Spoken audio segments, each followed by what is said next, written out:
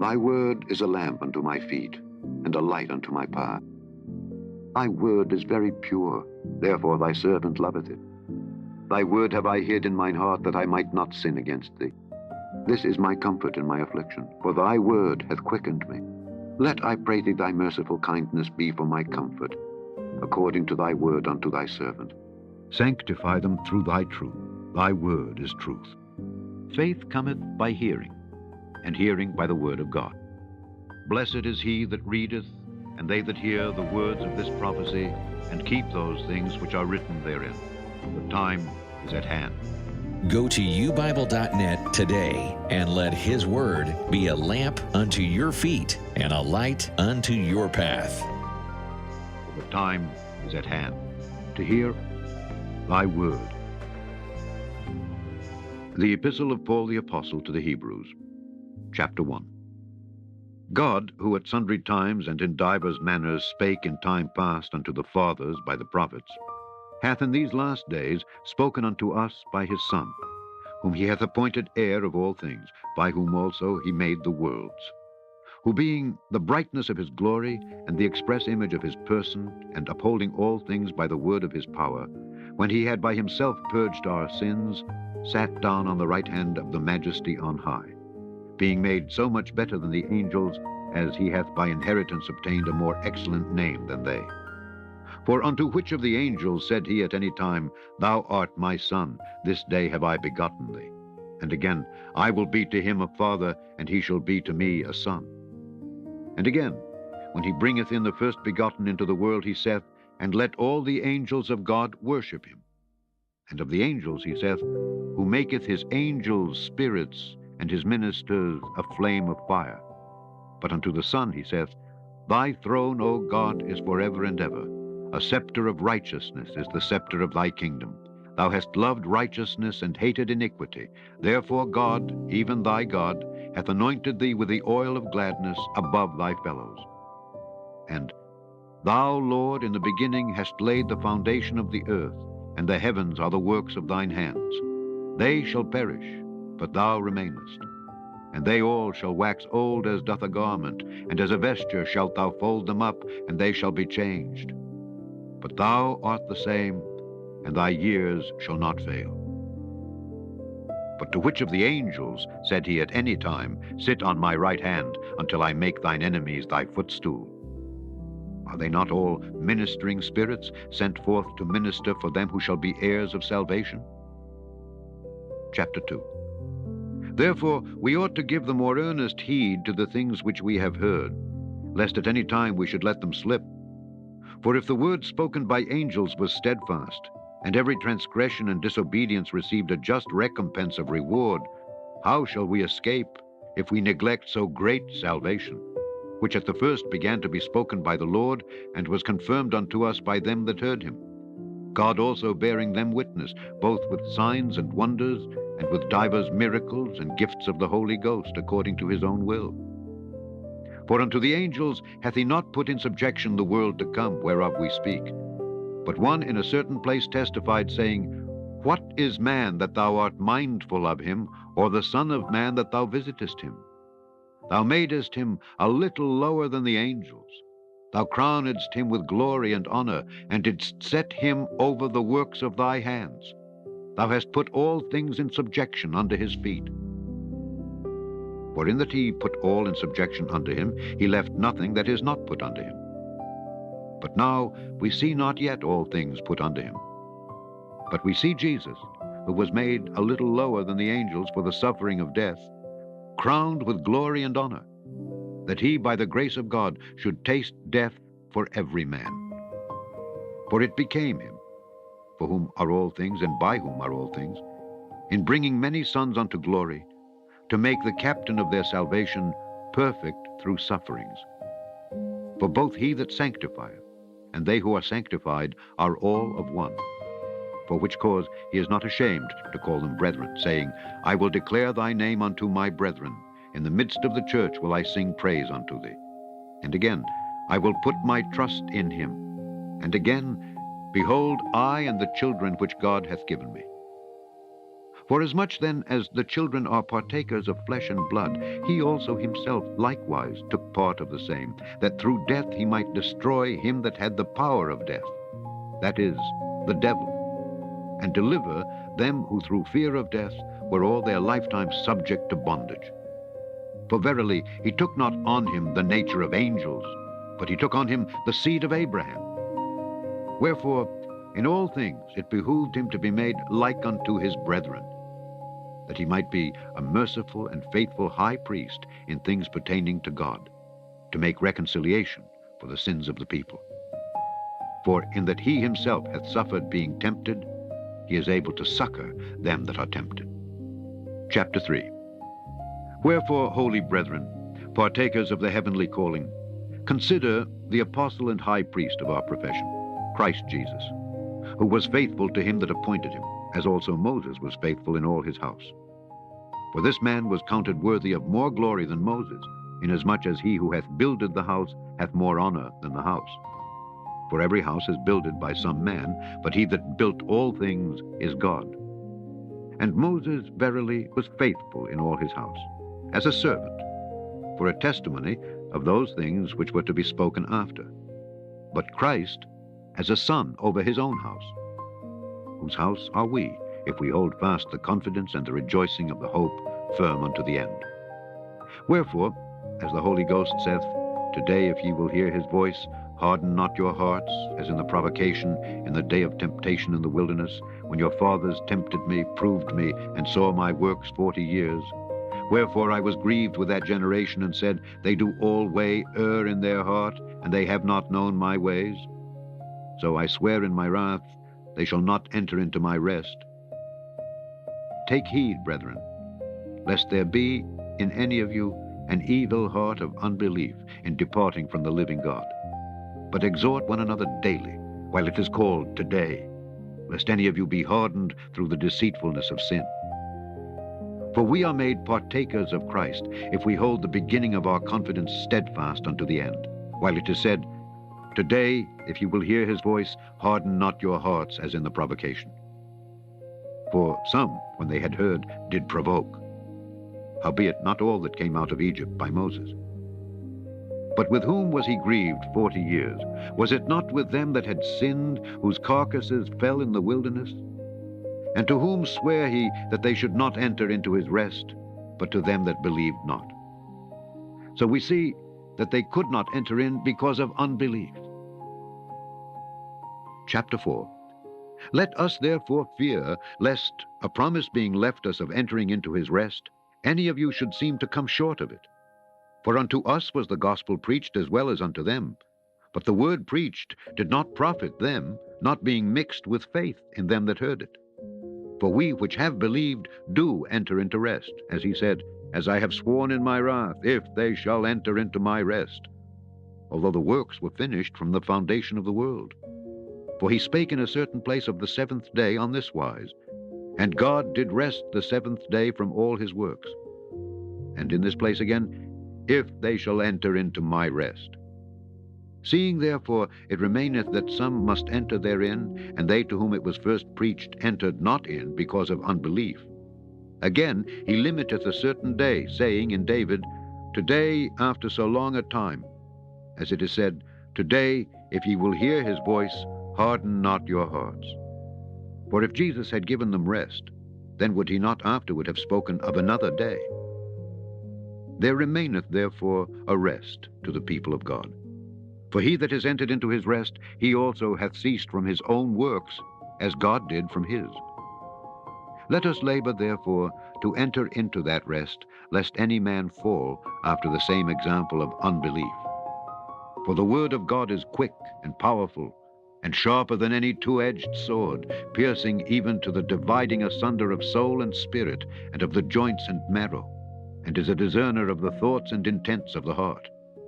Neither is there any creature that is not manifest in his sight, but all things are naked and opened unto the eyes of him with whom we have to do.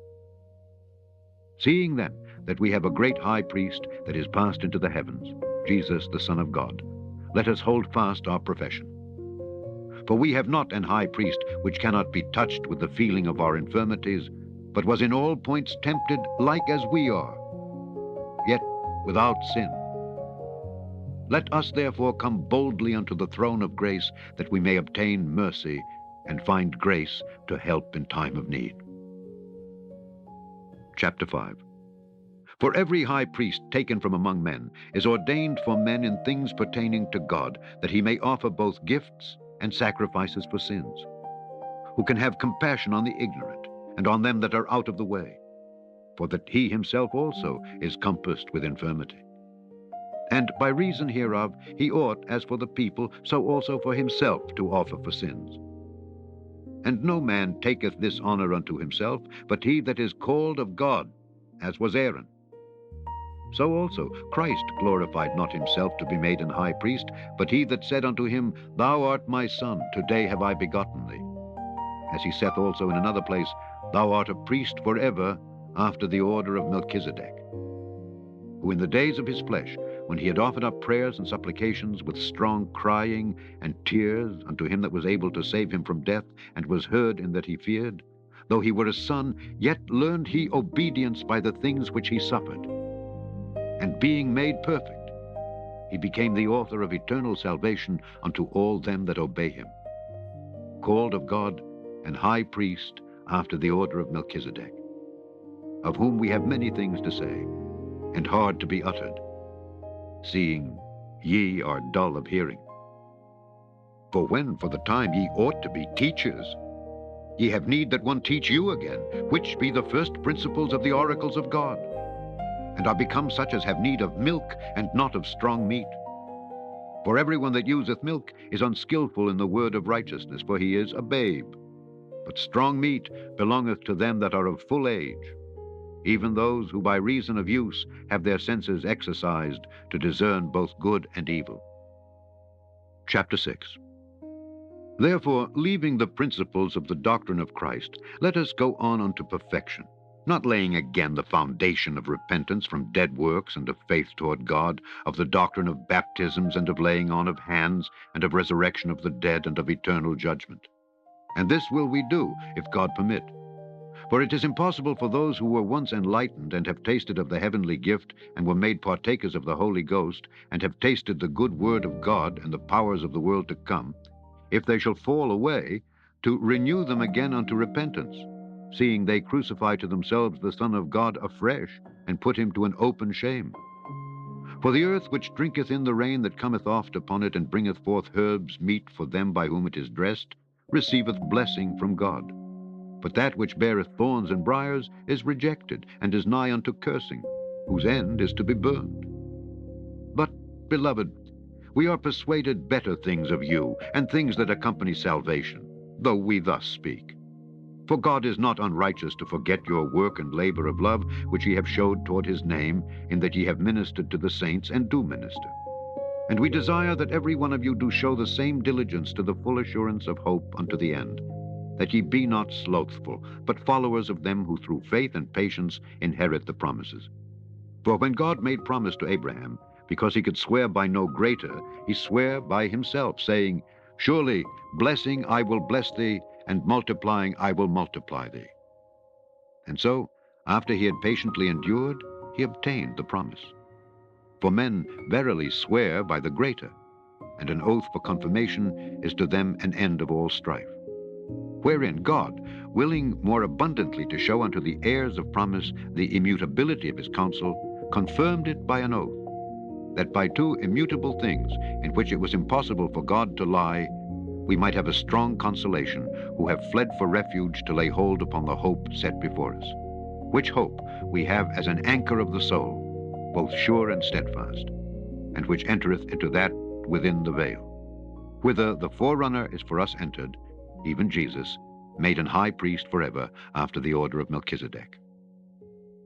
Chapter 7. For this Melchizedek, king of Salem, priest of the Most High God, who met Abraham returning from the slaughter of the kings, and blessed him, to whom also Abraham gave a 10th part of all, first being by interpretation king of righteousness, and after that also king of Salem, which is king of peace, without father, without mother, without descent, having neither beginning of days nor end of life, but made like unto the Son of God, abideth a priest continually. Now consider how great this man was, unto whom even the patriarch Abraham gave the tenth of the spoils. And verily they that are of the sons of Levi, who receive the office of the priesthood, have a commandment to take tithes of the people according to the law, that is, of their brethren, though they come out of the loins of Abraham. But he, whose descent is not counted from them, received tithes of Abraham, and blessed him that had the promises. And without all contradiction, the less is blessed of the better. And here, men that die receive tithes, but there he receiveth them of whom it is witnessed that he liveth. And, as I may so say, Levi also, who receiveth tithes, paid tithes in Abraham, for he was yet in the loins of his father when Melchizedek met him. If, therefore, perfection were by the Levitical priesthood, for under it the people received the law, what further need was there that another priest should rise after the order of Melchizedek, and not be called after the order of Aaron? For the priesthood being changed, there is made of necessity a change also of the law. For he of whom these things are spoken pertaineth to another tribe, of which no man gave attendance at the altar. For it is evident that our Lord sprang out of Judah, of which tribe Moses spake nothing concerning priesthood. And it is yet far more evident, for that after the similitude of Melchizedek there ariseth another priest, who is made not after the law of a carnal commandment, but after the power of an endless life. For he testifieth, Thou art a priest forever, after the order of Melchizedek. For there is verily a disannulling of the commandment going before, for the weakness and unprofitableness thereof. For the law made nothing perfect, but the bringing in of a better hope did, by the which we draw nigh unto God. And inasmuch as not without an oath he was made priest, for those priests were made without an oath, but this with an oath, by him that said unto him, The Lord sware and will not repent, Thou art a priest forever after the order of Melchizedek. By so much was Jesus made a surety of a better testament. And they truly were many priests, because they were not suffered to continue by reason of death. But this man, because he continueth ever, hath an unchangeable priesthood. Wherefore he is able also to save them to the uttermost that come unto God by him, seeing he ever liveth to make intercession for them. For such an high priest became us, who is holy, harmless, undefiled, separate from sinners, and made higher than the heavens, who needeth not daily, as those high priests, to offer up sacrifice, first for his own sins, and then for the people's. For this he did once, when he offered up himself. For the law maketh men high priests, which have infirmity. But the word of the oath, which was since the law, maketh the Son, who is consecrated forevermore. Chapter 8. Now of the things which we have spoken, this is the sum. We have such an high priest, who is set on the right hand of the throne of the majesty in the heavens, a minister of the sanctuary and of the true tabernacle which the Lord pitched, and not man. For every high priest is ordained to offer gifts and sacrifices, wherefore it is of necessity that this man have somewhat also to offer. For if he were on earth, he should not be a priest, seeing that there are priests that offer gifts according to the law, who serve unto the example and shadow of heavenly things, as Moses was admonished of God when he was about to make the tabernacle. For, See, saith he, that thou make all things according to the pattern showed to thee in the mount. But now hath he obtained a more excellent ministry, by how much also he is the mediator of a better covenant, which was established upon better promises. For if that first covenant had been faultless, then should no place have been sought for the second. For finding fault with them, he saith, Behold, the days come, saith the Lord, when I will make a new covenant with the house of Israel and with the house of Judah, not according to the covenant that I made with their fathers in the day when I took them by the hand to lead them out of the land of Egypt, because they continued not in my covenant, and I regarded them not, saith the Lord. For this is the covenant that I will make with the house of Israel after those days, saith the Lord. I will put my laws into their mind, and write them in their hearts. And I will be to them a God, and they shall be to me a people. And they shall not teach every man his neighbor and every man his brother, saying, Know the Lord, for all shall know me, from the least to the greatest. For I will be merciful to their unrighteousness, and their sins and their iniquities will I remember no more. In that he saith, a new covenant, he hath made the first old. Now that which decayeth and waxeth old is ready to vanish away. Chapter 9. Then verily the first covenant had also ordinances of divine service and a worldly sanctuary. For there was a tabernacle made, the first, wherein was the candlestick and the table and the showbread, which is called the sanctuary. And after the second veil the tabernacle, which is called the holiest of all, which had the golden censer, and the ark of the covenant overlaid round about with gold, wherein was the golden pot that had manna, and Aaron's rod that budded, and the tables of the covenant. And over it the cherubims of glory shadowing the mercy seat, of which we cannot now speak particularly. Now when these things were thus ordained, the priests went always into the first tabernacle, accomplishing the service of God. But into the second went the high priest alone, once every year, not without blood, which he offered for himself and for the errors of the people. The Holy Ghost, this signifying that the way into the holiest of all was not yet made manifest, while as the first tabernacle was yet standing, which was a figure for the time then present, in which were offered both gifts and sacrifices that could not make him that did the service perfect, as pertaining to the conscience, which stood only in meats and drinks, and divers washings and carnal ordinances imposed on them until the time of Reformation. But Christ being come and high priest of good things to come, by a greater and more perfect tabernacle, not made with hands, that is to say, not of this building, neither by the blood of goats and calves, but by his own blood he entered in once into the holy place, having obtained eternal redemption for us. For if the blood of bulls and of goats, and the ashes of an heifer sprinkling the unclean, sanctifieth to the purifying of the flesh, how much more shall the blood of Christ, who through the eternal Spirit offered himself without spot to God, purge your conscience from dead works to serve the living God? And for this cause he is the mediator of the New Testament, that by means of death, for the redemption of the transgressions that were under the first testament, they which are called might receive the promise of eternal inheritance. For where a testament is, there must also of necessity be the death of the testator. For a testament is of force after men are dead, otherwise it is of no strength at all while the testator liveth. Whereupon neither the first testament was dedicated without blood.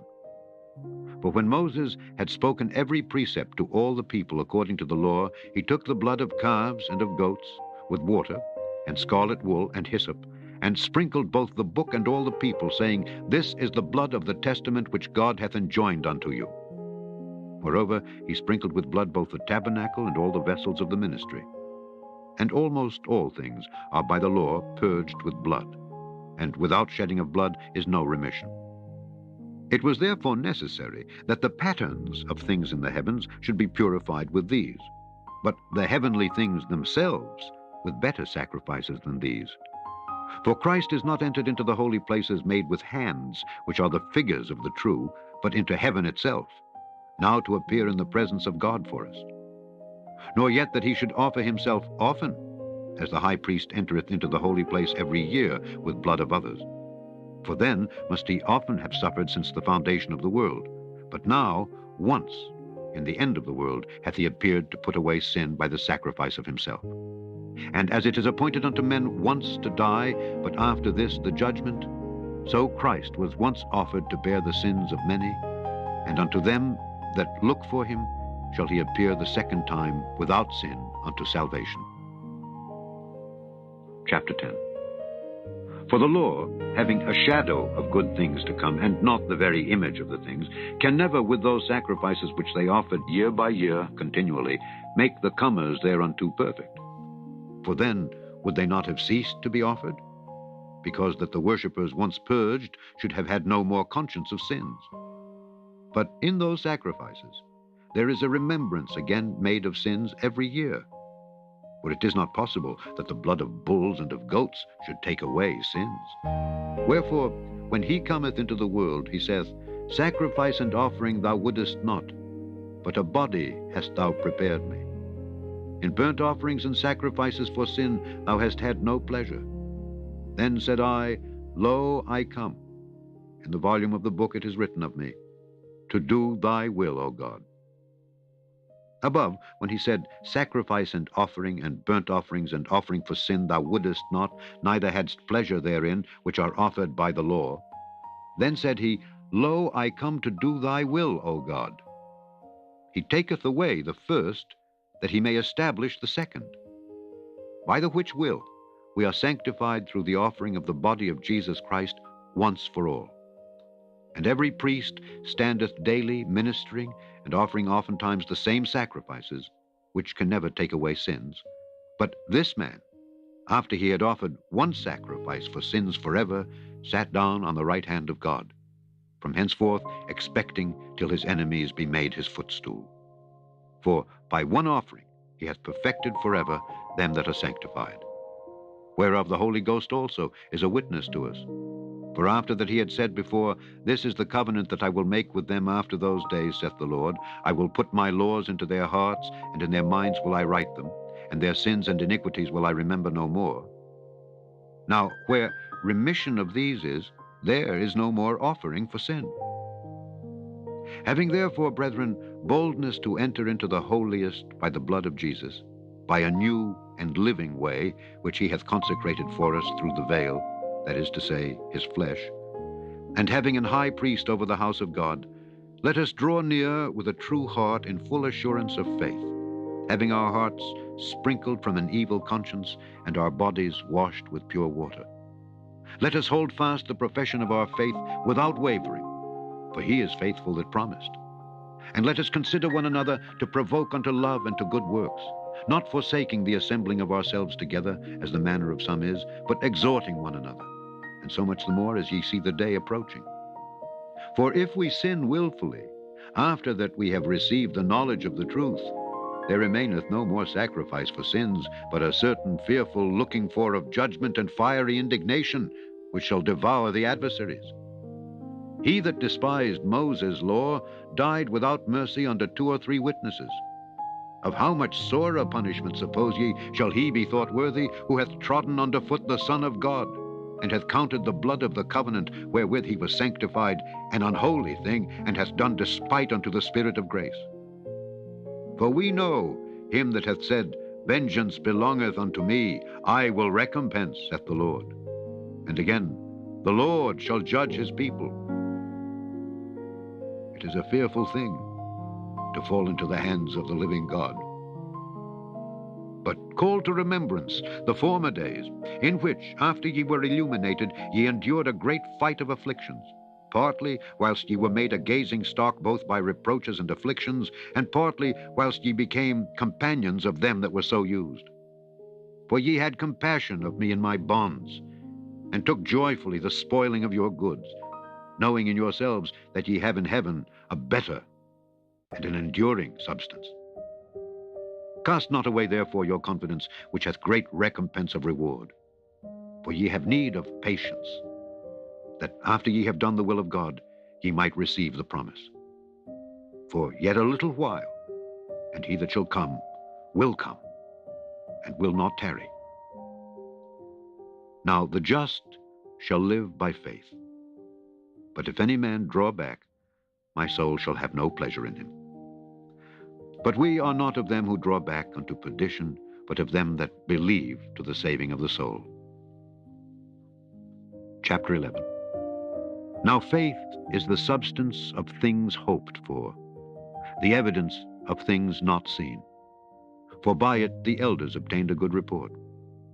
Through faith we understand that the worlds were framed by the word of God, so that things which are seen were not made of things which do appear. By faith Abel offered unto God a more excellent sacrifice than Cain, by which he obtained witness that he was righteous, God testifying of his gifts. And by it he, being dead, yet speaketh. By faith Enoch was translated that he should not see death, and was not found because God had translated him. For before his translation he had this testimony, that he pleased God. But without faith it is impossible to please him. For he that cometh to God must believe that he is, and that he is a rewarder of them that diligently seek him. By faith Noah, being warned of God of things not seen as yet, moved with fear, prepared an ark to the saving of his house, by the which he condemned the world and became heir of the righteousness which is by faith. By faith, Abraham, when he was called to go out into a place which he should after receive for an inheritance, obeyed, and he went out, not knowing whither he went. By faith he sojourned in the land of promises in a strange country, dwelling in tabernacles with Isaac and Jacob, the heirs with him of the same promise. For he looked for a city which hath foundations, whose builder and maker is God. Through faith also Sarah herself received strength to conceive seed, and was delivered of a child when she was past age, because she judged him faithful who had promised. Therefore sprang there even of one, and him as good as dead, so many, as the stars of the sky in multitude, and as the sand which is by the seashore innumerable. These all died in faith, not having received the promises, but having seen them afar off, and were persuaded of them, and embraced them, and confessed that they were strangers and pilgrims on the earth. For they that say such things declare plainly that they seek a country. And truly, if they had been mindful of that country from whence they came out, they might have had opportunity to have returned. But now they desire a better country, that is, an heavenly. Wherefore God is not ashamed to be called their God, for he hath prepared for them a city. By faith, Abraham, when he was tried, offered up Isaac.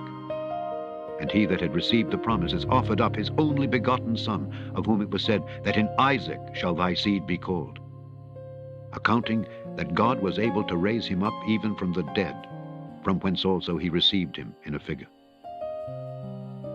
By faith Isaac blessed Jacob and Esau concerning things to come. By faith Jacob, when he was a dying, blessed both the sons of Joseph, and worshipped leaning upon the top of his staff. By faith Joseph, when he died, made mention of the departing of the children of Israel, and gave commandment concerning his bones. By faith Moses, when he was born, was hid 3 months of his parents, because they saw he was a proper child, and they were not afraid of the king's commandment.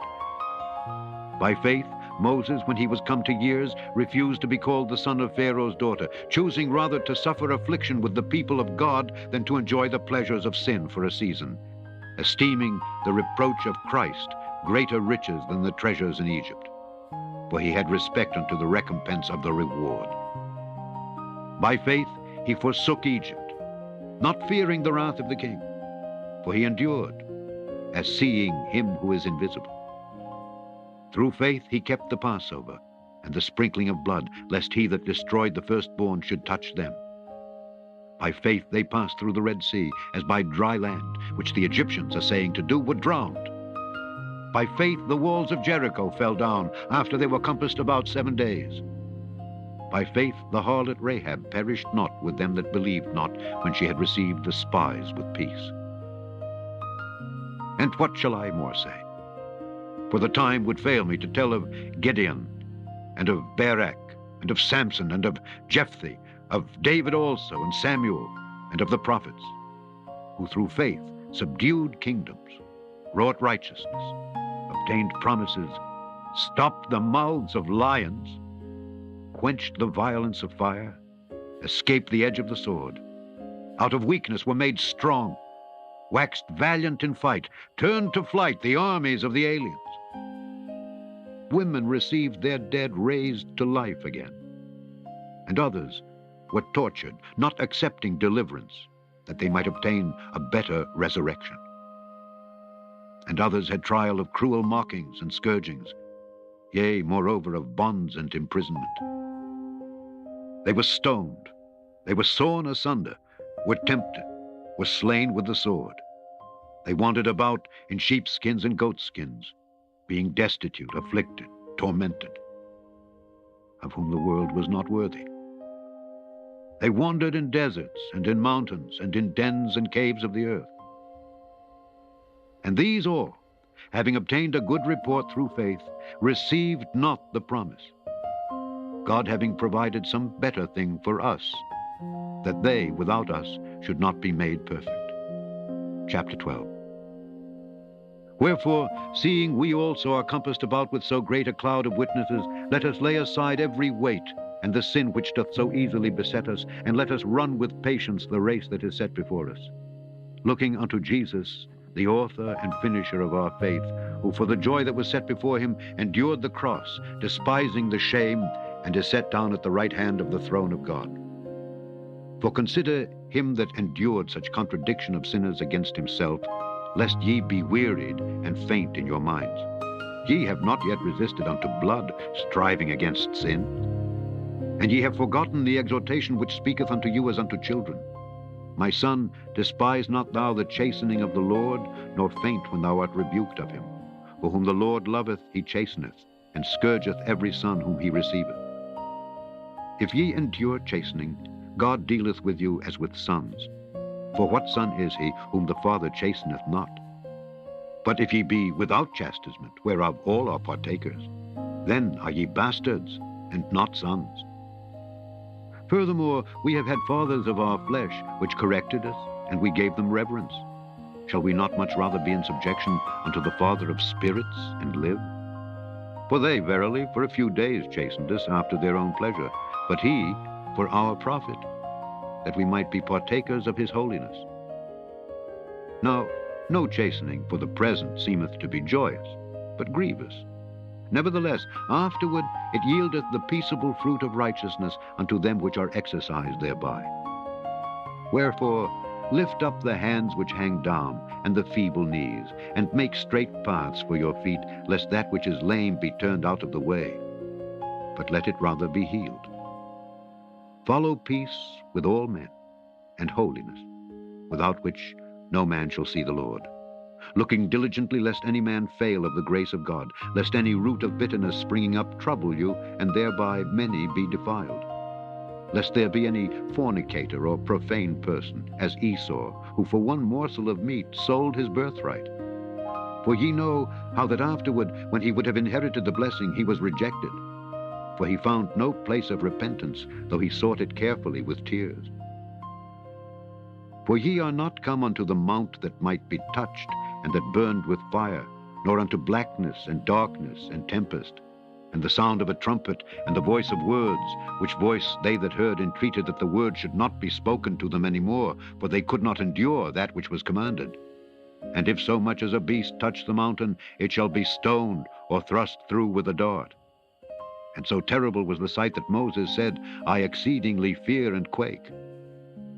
But ye are come unto Mount Zion, and unto the city of the living God, the heavenly Jerusalem, and to an innumerable company of angels, to the general assembly and church of the firstborn which are written in heaven, and to God the judge of all, and to the spirits of just men made perfect, and to Jesus the mediator of the new covenant, and to the blood of sprinkling that speaketh better things than that of Abel.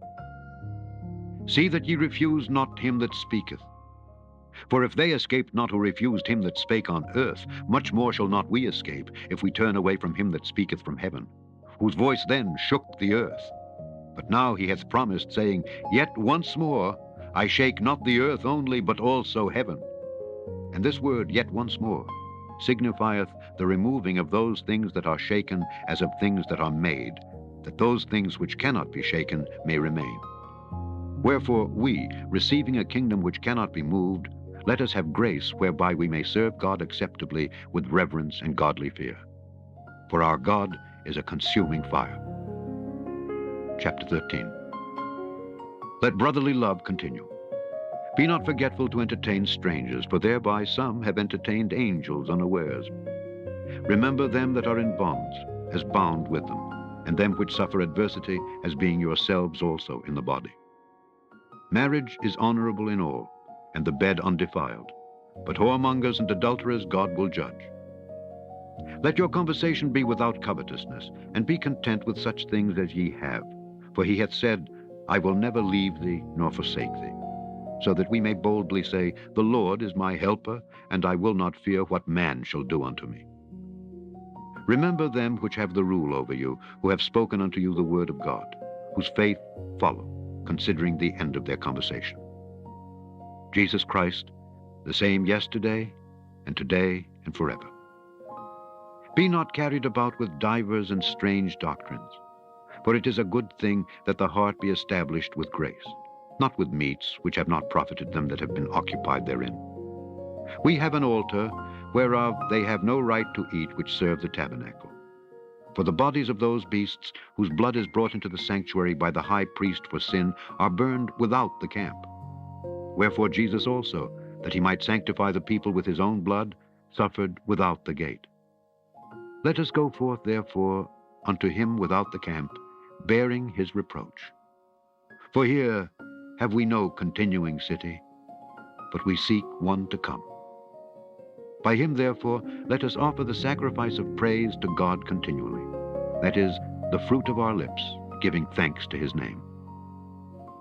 But to do good and to communicate, forget not, for with such sacrifices God is well pleased.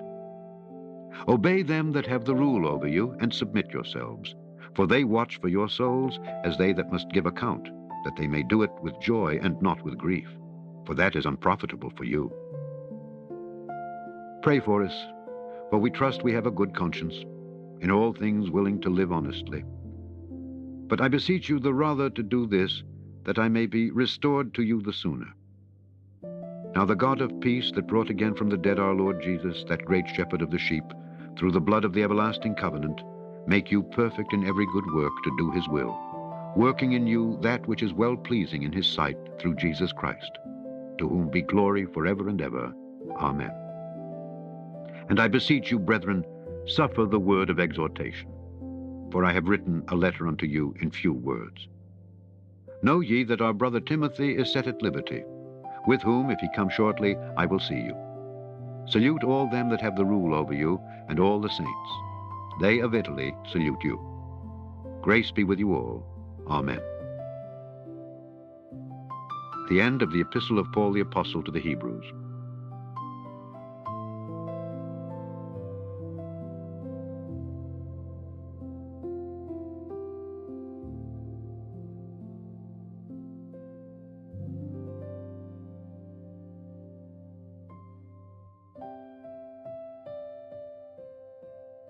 In all of human history, there are few stories more dramatic than that of Queen Esther, a story so incredible that if it were fiction, you'd say it was too far-fetched to believe.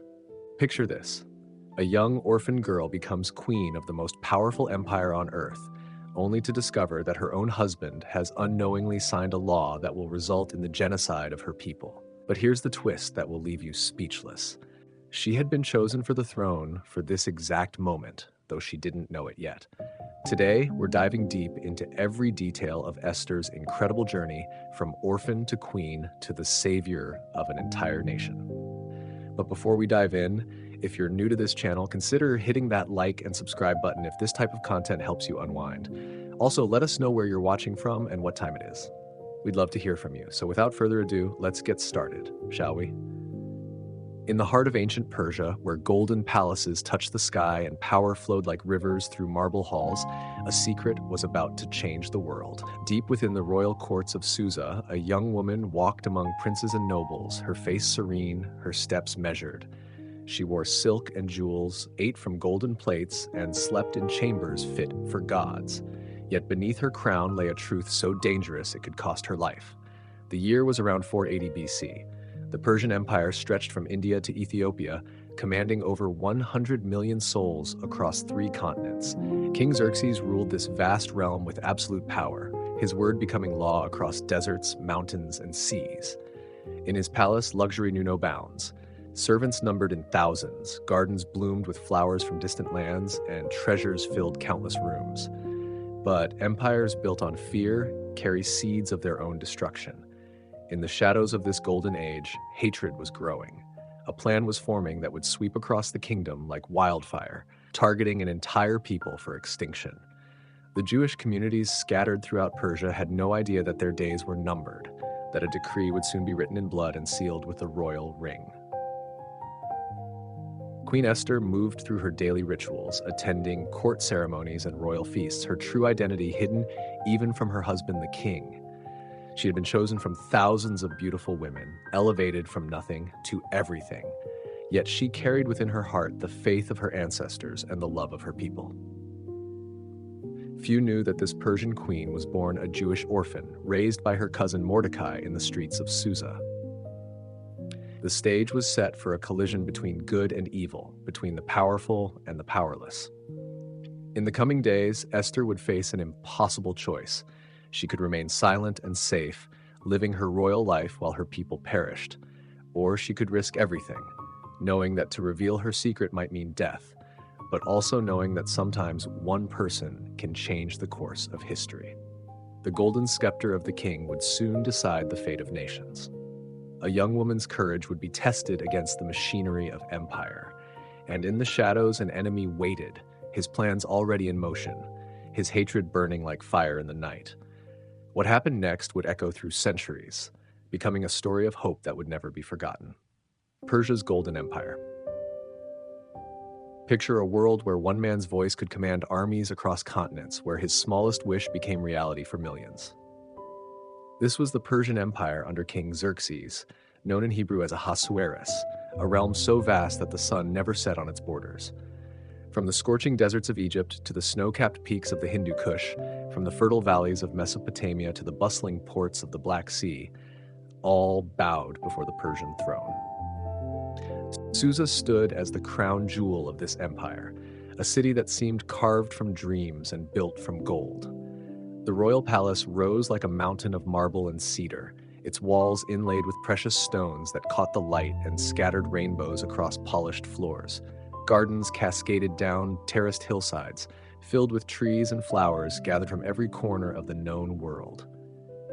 Peacocks strutted through courtyards where fountains sang day and night, their waters cooled by snow brought down from distant mountains. The king himself was a figure of legend, tall and commanding, draped in purple robes that cost more than most kingdoms could afford. His crown gleamed with jewels from India, his throne was carved from ivory brought across burning deserts, and his scepter held the power of life and death over 127 provinces. When he spoke, scribes recorded his words in dozens of languages, and swift messengers carried his commands to the ends of the earth. In the great hall of the palace, columns stretched upward like the trunks of giant trees, each one a masterpiece of carved stone. Tapestries hung from the walls, telling stories of conquest and glory, while golden vessels lined tables that could seat hundreds of guests. The air was thick with incense from Arabia, and musicians from every nation played melodies that blended like silk threads into a symphony of empire. Xerxes was not merely a ruler, but a god-king in the eyes of his subjects. His court was a theater where power played out in ceremonies of breathtaking splendor. Nobles from distant lands came bearing tribute, bowing so low their foreheads touched marble floors. They brought gold from Lydia, silver from Spain, precious stones from India, and exotic animals from Africa. Each gift was a symbol of submission, each bow an acknowledgement of Persian supremacy. The administrative machinery of this empire was as impressive as its wealth. A network of roads connected every province, allowing messages to travel faster than ever before in human history. The famous Royal Road stretched over 1,500 miles, with relay stations where fresh horses waited for the king's messengers. A letter written in Susa could reach the far corners of the empire in mere weeks, binding together diverse peoples under one law, one currency, one absolute ruler. Yet for all its glory, this empire rested on a foundation of fear and absolute obedience. The king's word was final, his judgment without appeal. To approach him without permission meant death, unless he chose to extend his golden scepter in mercy. This was not a realm of laws, but of one man's will, magnificent and terrible in its scope. In this world of overwhelming power and luxury, the stage was set for events that would test the very foundations of empire. For even the mightiest throne can tremble when confronted with moral courage, and even the most absolute power must sometimes bow before a greater authority. Queen Vashti's defiance. The wine flowed like rivers of gold through the great banquet hall, and King Xerxes felt the warm glow of triumph in his chest. For 180 days, he had displayed the wealth and glory of his kingdom to nobles, governors, and princes from across the empire. Each day had brought new wonders, new demonstrations of Persian power and magnificence. Tonight was the grand finale, a feast that would be remembered for generations. The hall blazed with light from thousands of oil lamps. Tables groaned under the weight of delicacies from every corner of the empire. Servants moved like shadows between the guests, keeping cups filled with the finest wines from royal vineyards.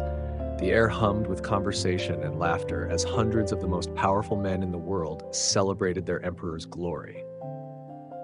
Xerxes reclined on his golden couch, surrounded by his closest advisors and military commanders. The wine had made him generous and expansive, eager to show off every treasure in his possession. His mind turned to his greatest jewel of all, Queen Vashti, whose beauty was legendary throughout the empire. She was hosting her own feast for the noble women in another wing of the palace, but surely the time had come to display her magnificence to his male guests. "Bring Queen Vashti," he commanded, his voice carrying clearly across the vast hall. "Let her come wearing her royal crown, that all may see her beauty." The king's servants bowed low and hurried away, while the assembled nobles leaned forward with interest. They had heard tales of the queen's extraordinary beauty, but few had seen her up close.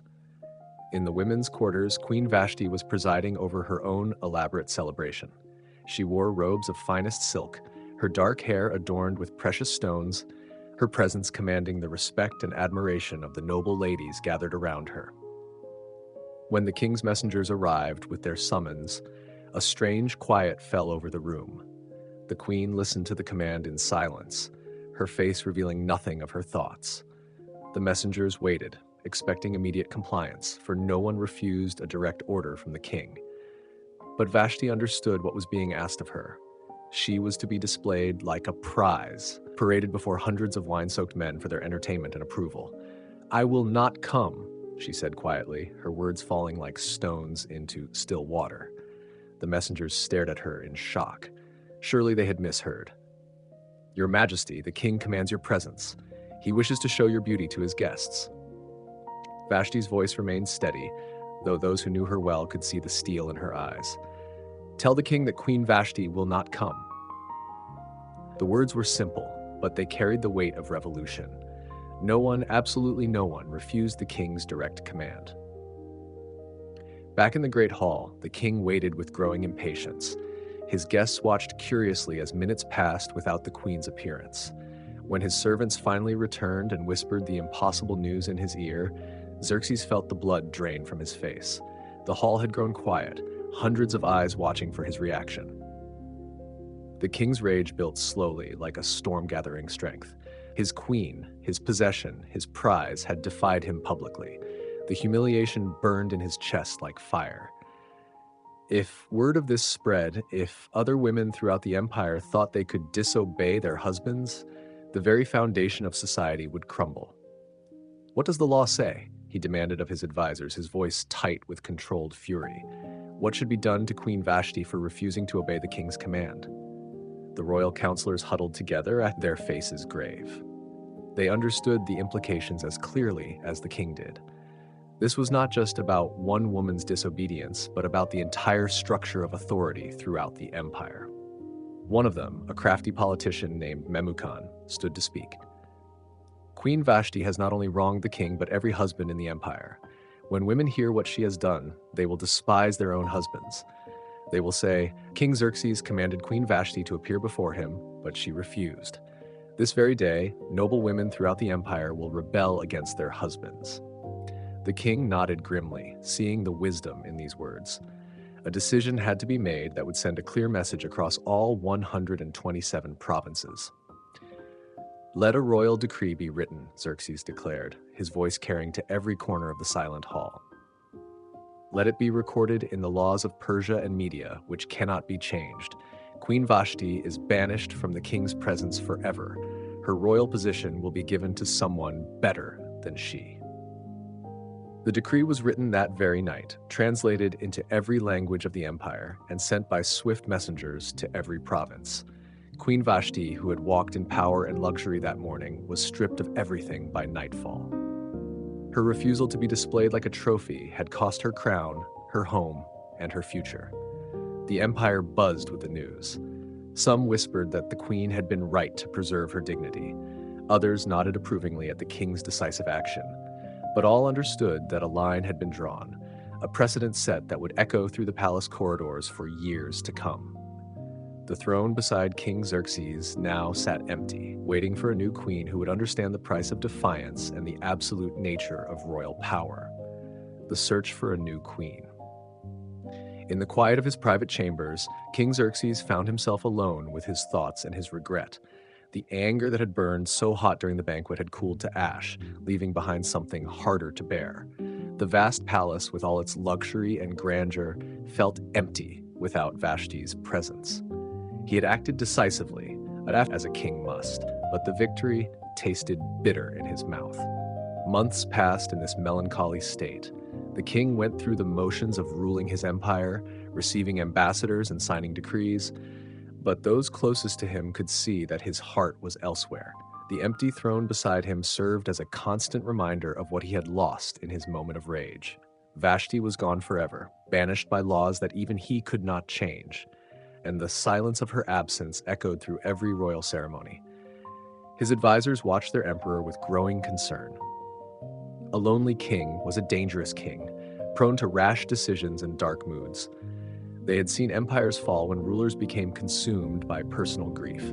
Something had to be done to restore their master's spirit and secure the dynasty's future. It was during one of these quiet months that his personal servants approached him with a carefully prepared suggestion. "Your Majesty," they said, bowing low in the manner required by protocol, "let beautiful young women be sought throughout your empire. Let officers be appointed in every province to gather the most lovely maidens and bring them to the palace. Let them be given beauty treatments and fine clothing, and then let the king choose whichever one pleases him most to be queen in Vashti's place." The proposal stirred something in the king's weary heart. Here was a chance to start fresh, to find not just a queen, but perhaps even happiness. The idea of choosing from the most beautiful women in his vast empire appealed to his sense of power and possibility. "Let it be done," he commanded, and for the first time in months he carried genuine enthusiasm. The royal decree went out across all 127 provinces with the speed of lightning. From India to Ethiopia, from the mountains of Persia to the islands of the Mediterranean, the king's officials began their search. They were looking for young women of exceptional beauty, unmarried maidens who could potentially become the next empress of the known world. The news created waves of excitement and anxiety throughout the empire. In every city and village, families with beautiful daughters faced an impossible choice. To be selected meant luxury and power beyond imagination, but it also meant leaving home forever with no guarantee of success. The king would choose only one, and the rest would remain in the palace as minor wives, forever separated from their families and former lives. Some parents hid their daughters, knowing that once the king's officers saw them, there would be no choice in the matter. Others dressed their girls in their finest clothes and presented them hopefully, dreaming of the day when their child might wear the crown of Persia. Young women across the empire found their fates suddenly hanging in the balance, their futures to be decided by royal officials they had never met. The selection process was thorough and systematic. The king's officers moved from province to province like a great wave, examining candidates and making their choices. Beauty was the primary criterion, but they also looked for grace, intelligence, and the kind of presence that would suit a royal court. Age mattered too, for the king wanted women who were young enough to bear children and old enough to handle the responsibilities of queenship. As the chosen maidens were gathered, they were brought to Susa in carefully guarded caravans.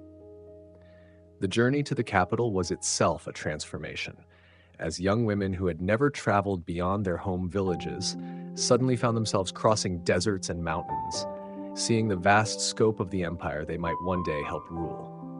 In Susa, preparations were being made to receive them.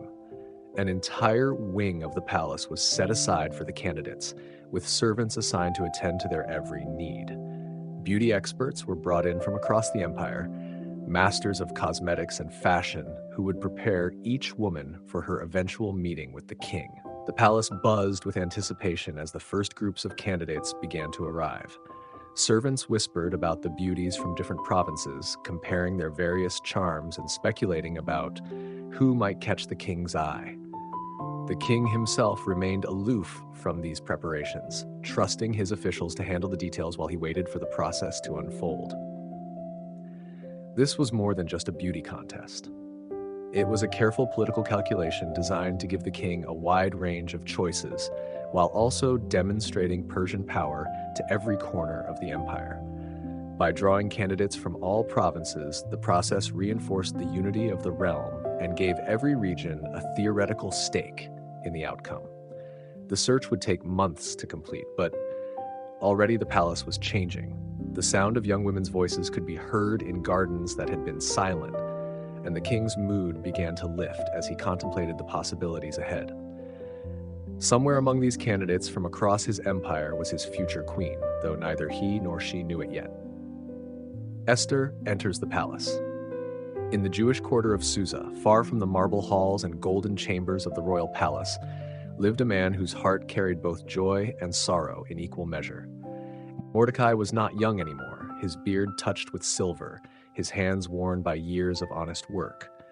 But his eyes still sparkled with warmth when they fell upon the young woman who had become the center of his world.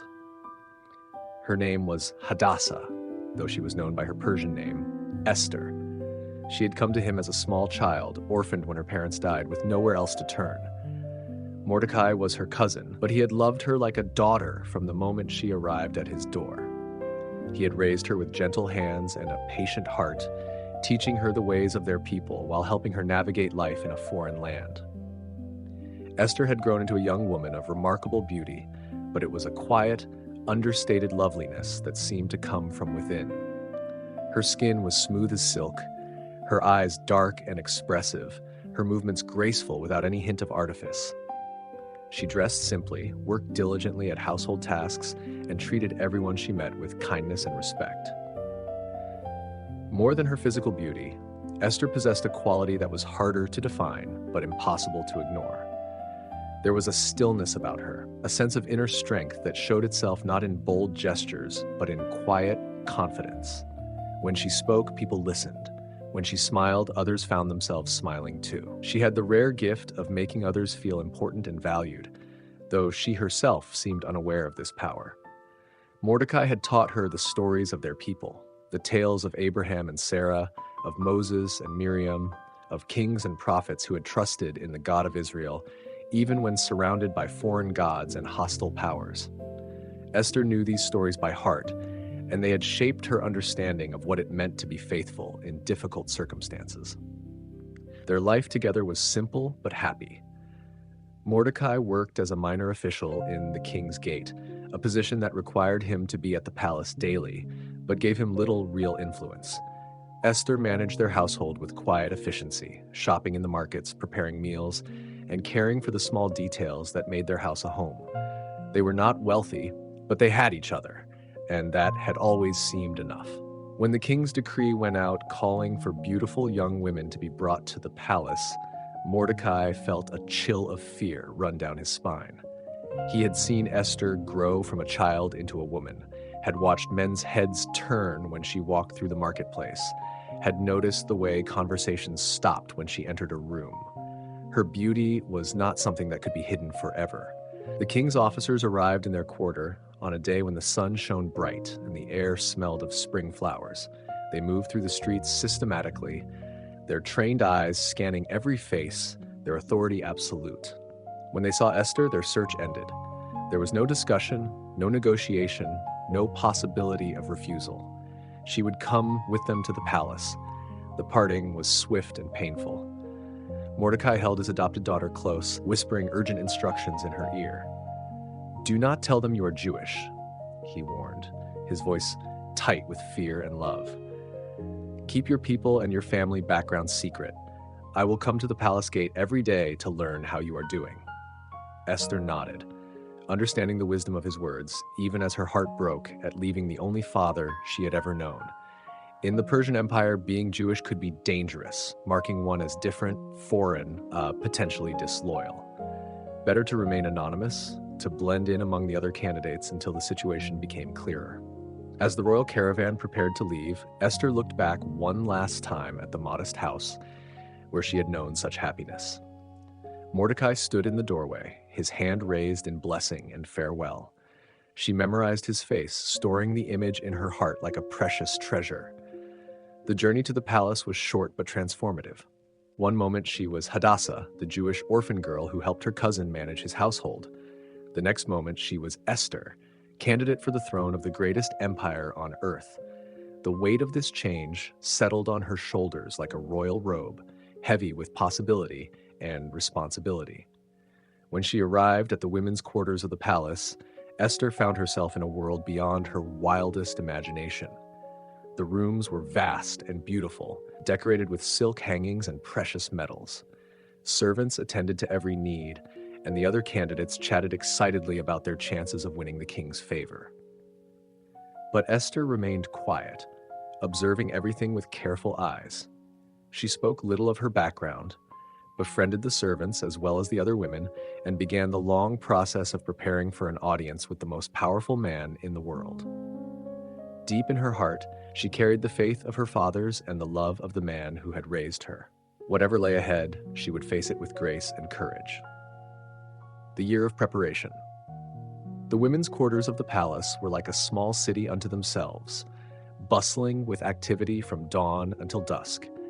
Esther found herself in rooms more luxurious than anything she had ever imagined, surrounded by marble columns and silk tapestries, with gardens visible through every window. But for all its beauty, this was also a place of intense competition and careful preparation. Each candidate would spend 12 months preparing for her single night with the king. It was a year-long transformation designed to polish every rough edge and enhance every natural gift. The process was as systematic as it was thorough, overseen by palace officials who had perfected the art of creating queens. Hegai was the chief eunuch in charge of the women, a man of middle years with kind eyes and vast experience in the delicate politics of the royal court. He had seen many young women pass through these chambers, some confident, others terrified, all hoping to catch the king's attention. But when he first met Esther, something about her quiet dignity impressed him immediately. "This one is different," he thought to himself as he watched her bow respectfully, but without fear. She didn't push herself forward like some of the others, didn't demand special treatment or complain about the arrangements. Instead, she listened carefully to instructions, treated the servants with courtesy, and seemed genuinely interested in learning the customs of the court. The first 6 months were devoted to treatments with oil of myrrh, a precious substance that softened the skin and gave it a subtle, exotic fragrance. Every morning, Esther would soak in baths perfumed with this costly oil, while skilled attendants massaged her hands and feet. The routine was relaxing at first, but as weeks turned to months, she began to understand that this was not luxury but preparation, a careful crafting of her physical presence. During these long, quiet hours, Esther observed everything around her. She watched how the servants moved and spoke, learning the subtle language of palace etiquette. She studied the other candidates, noting which ones seemed most likely to succeed and which ones were already growing discouraged. Most importantly, she listened to the gossip that flowed like water through the women's quarters. She learned that King Xerxes preferred women who were not too forward, who showed respect for his position while maintaining their own dignity. She discovered that he valued intelligence as well as beauty, conversation as well as appearance. The women who had spent brief times with him reported that he asked questions about their backgrounds and interests, that he seemed genuinely curious about the different parts of his empire. The second 6 months brought treatments with perfumes and cosmetics, oils and spices, gathered from every corner of the empire. Esther learned to enhance her natural beauty without hiding it, to move with the flowing grace expected of a queen, to speak in the cultured tones of the royal court. Master craftsmen taught her the art of selecting jewelry and clothing that complemented her coloring and figure. But perhaps most importantly, she learned the intricate dance of palace politics. She discovered which servants could be trusted with secrets and which ones reported everything to their superiors.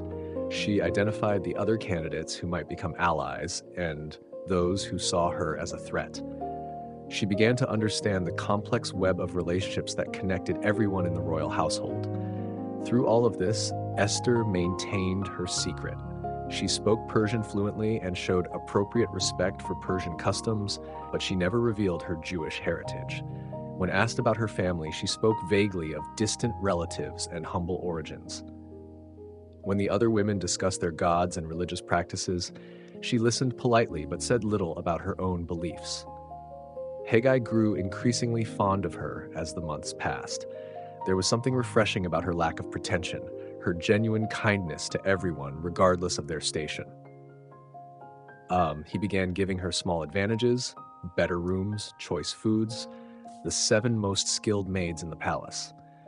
He did this quietly, without creating jealousy among the other candidates, but his favor was clear to those who knew how to read the signs. Meanwhile, outside the palace walls, Mordecai came every day to the court of the women's quarters, hoping for news of his beloved Esther. He couldn't speak to her directly, but sometimes he could catch glimpses of her in the gardens, and occasionally servants would carry messages between them. These brief connections were like lifelines, reminding Esther that she was not alone in this strange new world. As her year of preparation drew toward its close, Esther felt the weight of anticipation growing heavier each day. Soon she would meet the king, and her entire future would be decided in a single evening. She had learned everything the palace masters could teach her about beauty and grace, about protocol and conversation. But deep in her heart, she carried something that no amount of preparation could create or destroy. The quiet faith that had sustained her people through centuries of exile, and the love of the man who had raised her to trust in something greater than earthly power. The other candidates spoke constantly of their hopes and fears, their strategies for winning the king's favor.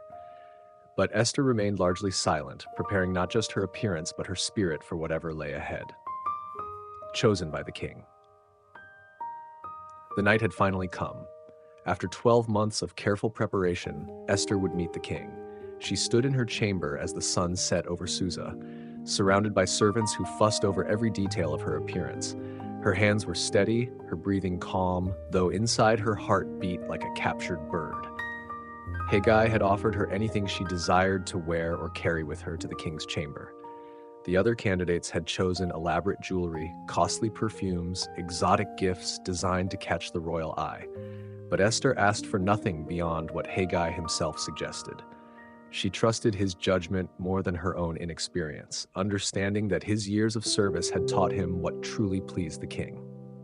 Her dress was simple but exquisite, made of silk so fine it seemed to shimmer with its own light. Her hair was arranged in an elegant style that framed her face without hiding its natural beauty. She wore only a few pieces of jewelry, each one chosen to complement rather than overwhelm. The overall effect was striking in its restraint, beautiful without being flashy, memorable without being obvious. As evening deepened, a servant came to escort her through the palace corridors. The walk seemed endless, through halls she had never seen, past guards who nodded respectfully but said nothing. The palace at night was a different place than during the day, quieter but somehow more intense, filled with shadows and whispered conversations. When the great doors opened and she stepped into the king's private chamber, Esther felt the full weight of the moment settle upon her. King Xerxes sat waiting, and for the first time she saw him not as a distant figure of power, but as a man. He was older than she had expected, with lines around his eyes that spoke of the burden of ruling an empire. But there was also something in his gaze that surprised her: loneliness. The king had seen many beautiful women over the past months. Some had dazzled him with their exotic appeal, others had impressed him with their sophistication or intelligence. But when Esther entered his chamber, something shifted in the air. There was a quality about her that was difficult to define, a combination of beauty and dignity that made him lean forward with sudden interest. They talked long into the night.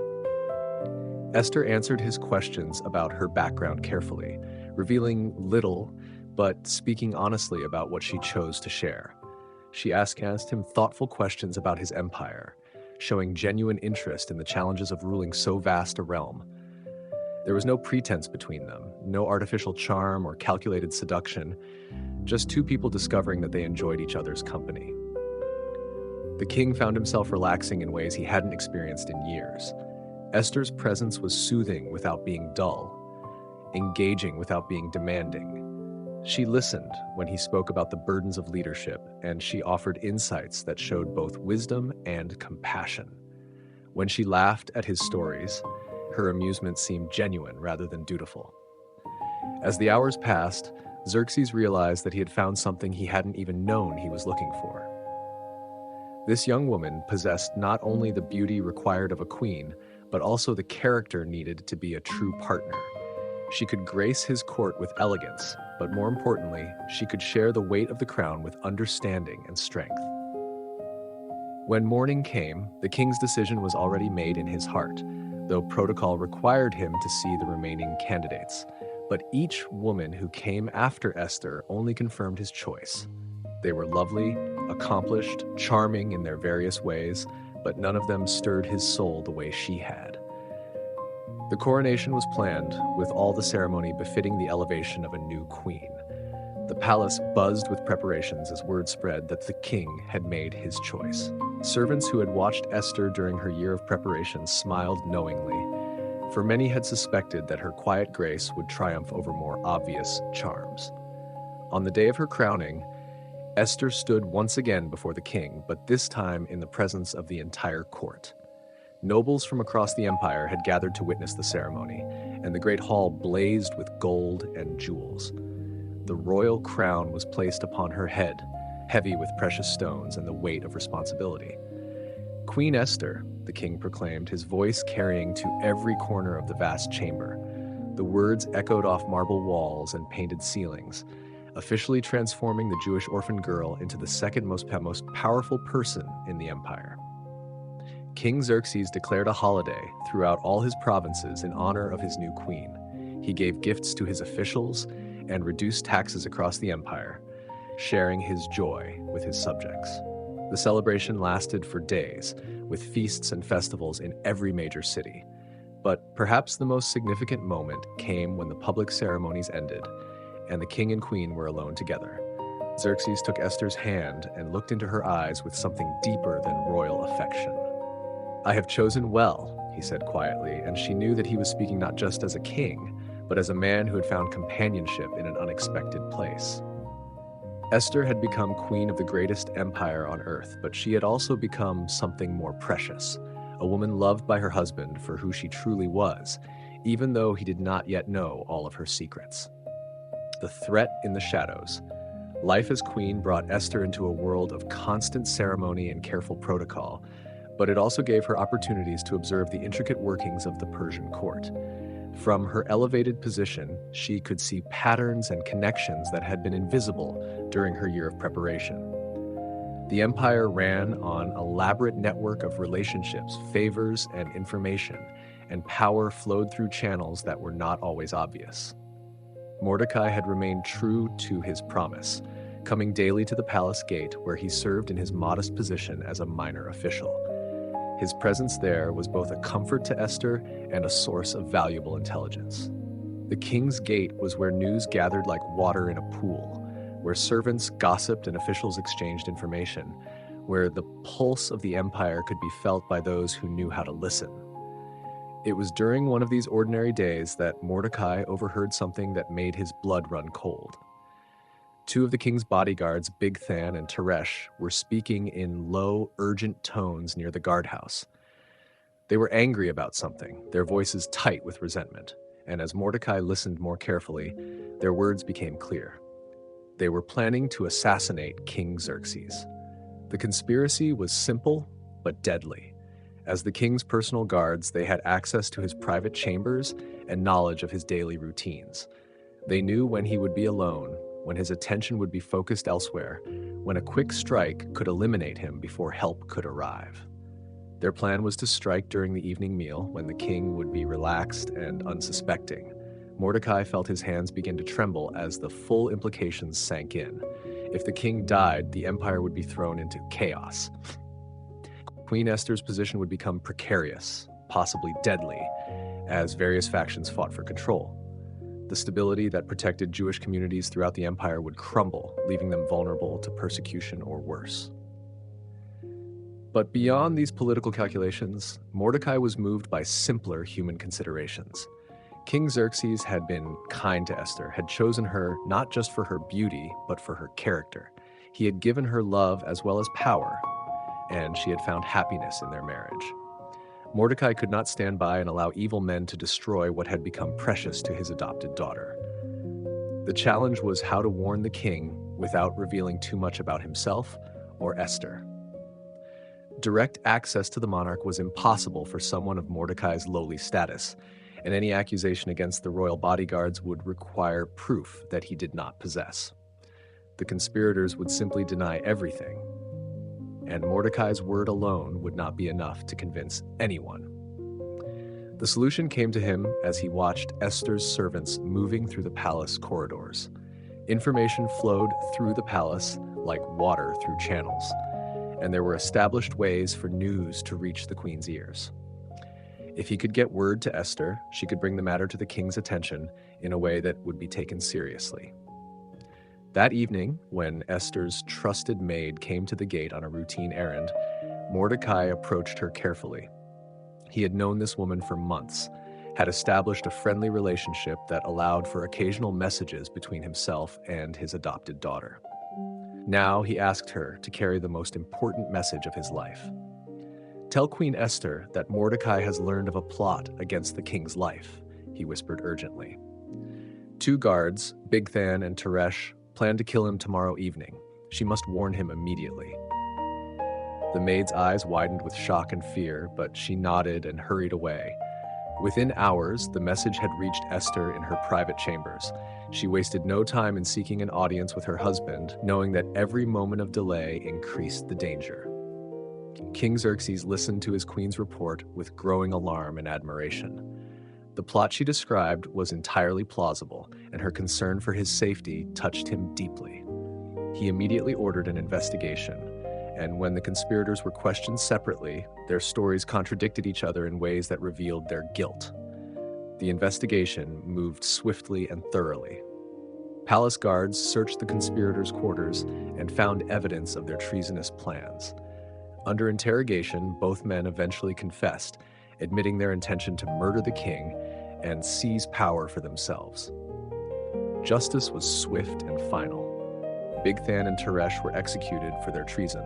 Their bodies hung as a warning to any others who might consider betraying their king.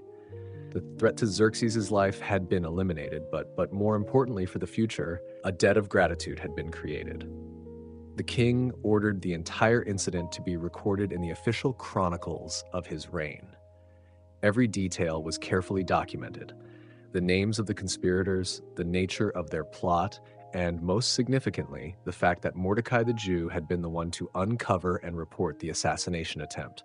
The scribes wrote it all down in the precise language of official records, creating a permanent account that would be preserved in the royal archives. King Xerxes spoke privately with Esther about the incident, praising her quick action in bringing the warning to his attention. "Your cousin has saved my life," he told her, though he still did not know the full extent of their relationship. Such loyalty deserves reward. But in the rush of events and the relief of having escaped death, no immediate honor was given to Mordecai. The king spoke of rewarding him. The incident was duly recorded, but somehow in the busy flow of imperial business, the actual bestowal of honors was delayed. Mordecai returned to his modest position at the gate, content to know that he had done his duty and that Esther remained safe in her elevated position. Neither Mordecai nor the king could have imagined how crucial this recorded debt would become in the days ahead. The chronicles that now contained Mordecai's name would soon play a role far greater than anyone anticipated. Sometimes the most important events are those that seem small at the time, seeds planted in ordinary soil that will grow into mighty trees when the season is right. Esther, too, learned valuable lessons from this crisis. She had successfully navigated her first real test as queen, demonstrating both loyalty to her husband and protection for her people. She had shown that she could handle sensitive information wisely and act decisively when necessary. The experience gave her confidence in her ability to influence events within the palace while maintaining her carefully guarded secrets. The failed assassination plot had also revealed something important about the nature of power in the Persian Empire. Even the king, for all his absolute authority, remained vulnerable to betrayal from those closest to him. Trust was a precious commodity in the royal court, and Esther had proven herself worthy of it in the most dramatic way possible. As life in the palace returned to its normal rhythms, Esther continued to grow into her role as queen. She learned the delicate balance between public ceremony and private influence, between supporting her husband's decisions and offering her own counsel. The king increasingly sought her opinions on matters both personal and political, and their marriage deepened from attraction into genuine partnership. But beneath the surface of this domestic happiness, larger forces were stirring in the empire. Ambitious men were rising to power, seeking their own advancement at the cost of others. The stage was being set for conflicts that would test everything Esther had learned about courage, wisdom, and the responsibilities of power. Enter Haman. In the third year of Esther's reign as queen, King Xerxes made a decision that would reshape the balance of power in his empire. He chose to elevate one man above all his other nobles, granting him authority second only to the royal throne itself. The man he selected was Haman, son of Hammedatha, an Agagite whose family traced their lineage to ancient enemies of Israel, though few in the Persian court understood the significance of this heritage. Haman was not chosen for his humble character or his kindness to others. Instead, the king saw in him qualities that seemed useful for managing an empire: cunning, ambition, and an absolute dedication to advancing Persian interests. Haman had a sharp mind for administration and an even sharper instinct for political maneuvering. He knew how to flatter those above him while intimidating those below, and he had built a network of allies throughout the government through careful distribution of favors and threats. The promotion was announced with great ceremony in the royal court. Haman was given robes of honor, a signet ring that carried almost as much authority as the king's own, and a seat of power that placed him above all other officials. From that day forward, every noble, every governor, every servant in the empire would bow when Haman passed, acknowledging his elevation to the highest ranks of power. The physical transformation in Haman was immediate and striking.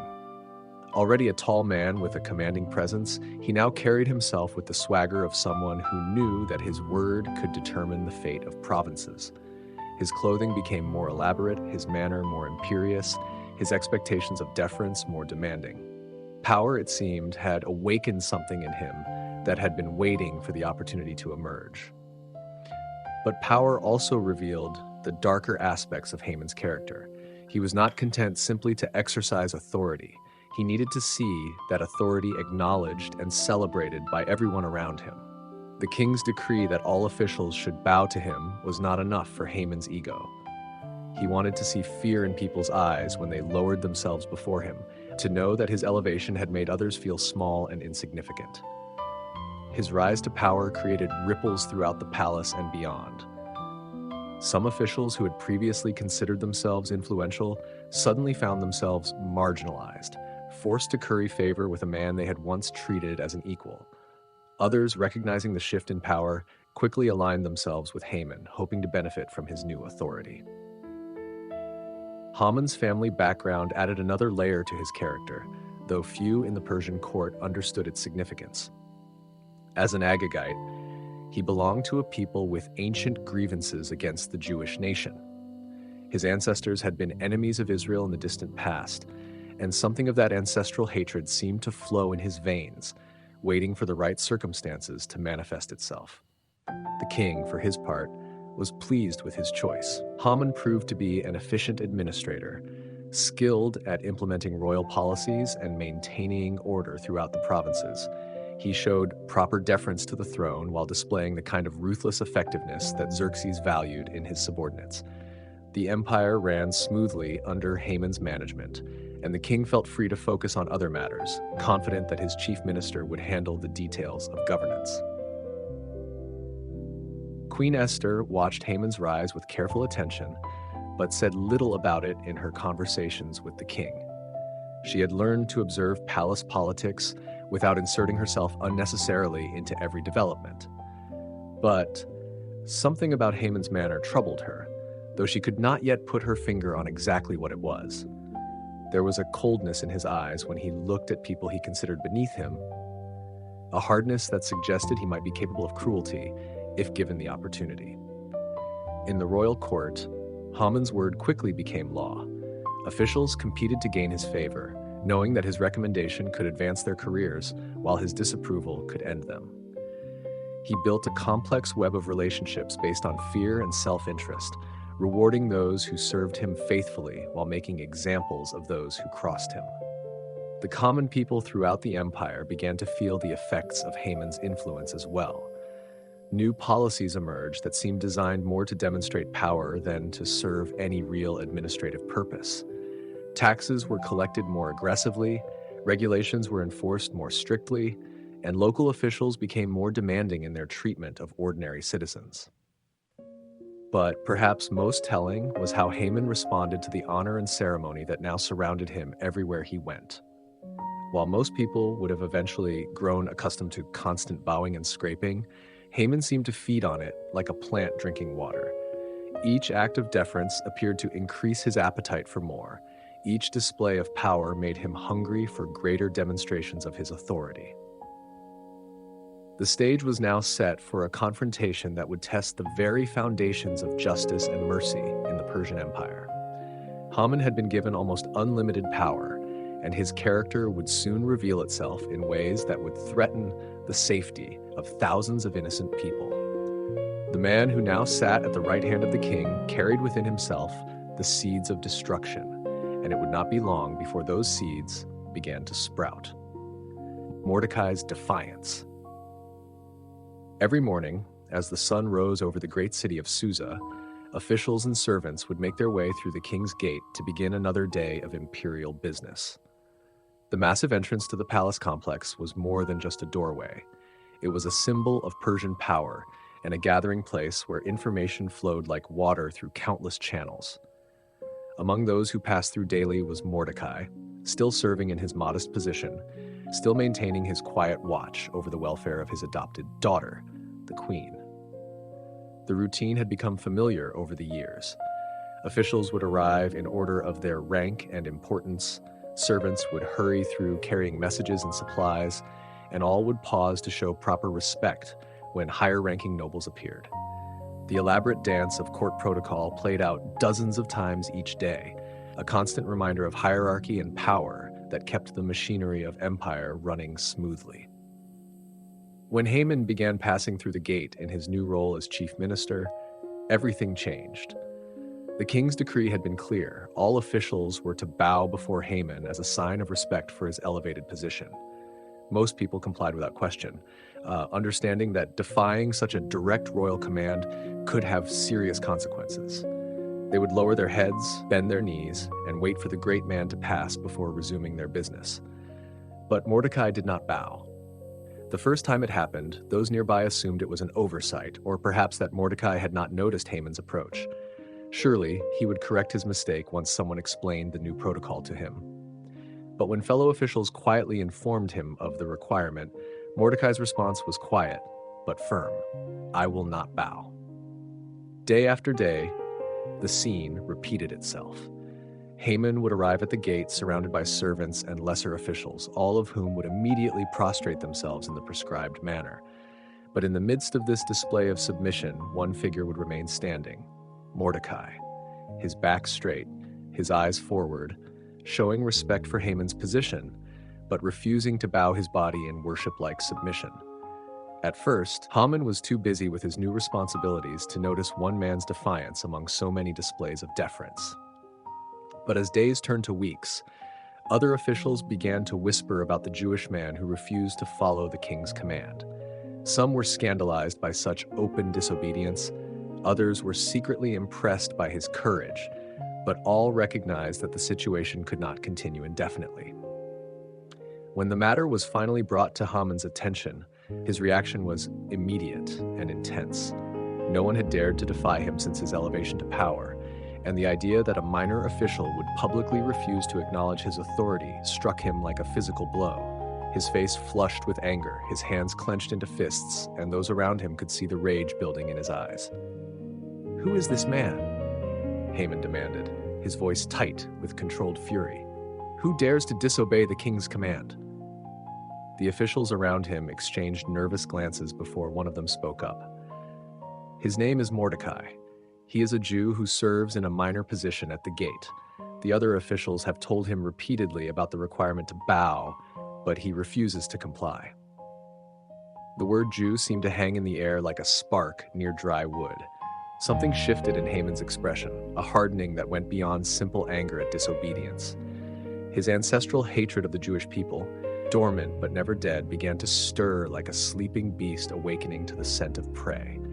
Haman confronted Mordecai directly the next day, approaching him with all the authority of his high office. "You there?" he called out, his voice carrying across the courtyard. "You are the one who refuses to bow when I pass?" Mordecai turned to face him calmly, showing no fear despite the obvious danger of the situation. "I am Mordecai, and yes, I do not bow to you or any man. I show respect to the king and to those in authority, but I do not worship mortal flesh." The distinction Mordecai was making was crucial but subtle. In his understanding, bowing to Haman in the manner demanded was not merely showing respect, but offering a form of worship that belonged only to God. As a faithful Jew, he could acknowledge Haman's political authority without compromising his religious convictions. But Haman either could not or would not understand this distinction. To him, Mordecai's refusal was nothing less than rebellion, a public humiliation that undermined his authority and challenged the entire system of imperial power. Worse still, the fact that Mordecai was Jewish awakened all the ancient prejudices and hatreds that had been passed down through generations of his family.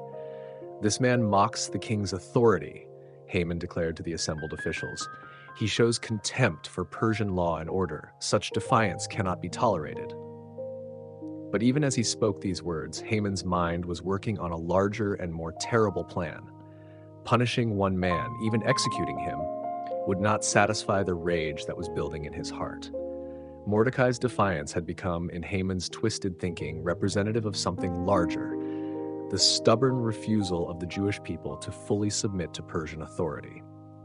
In the days that followed, Haman began to research Jewish customs and history, learning about their religious practices and their sense of identity as a people apart. What he discovered only fed his growing hatred.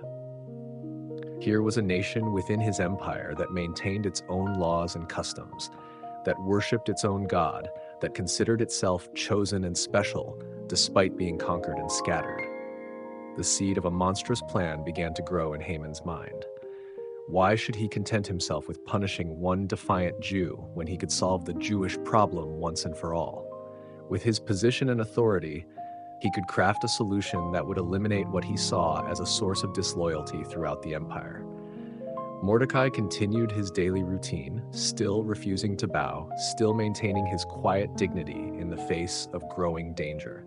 He could see the hatred in Haman's eyes, could sense that his simple act of religious conviction had unleashed something far more dangerous than he had anticipated. But he also knew that some principles were worth any price, and that bowing to evil was a form of surrender he could never accept. The decree of destruction. In the royal courts of Susa, whispers carry deadly weight. Haman's mind churns with revenge, but not just against one man. His wounded pride demands something far greater, something that will echo through history.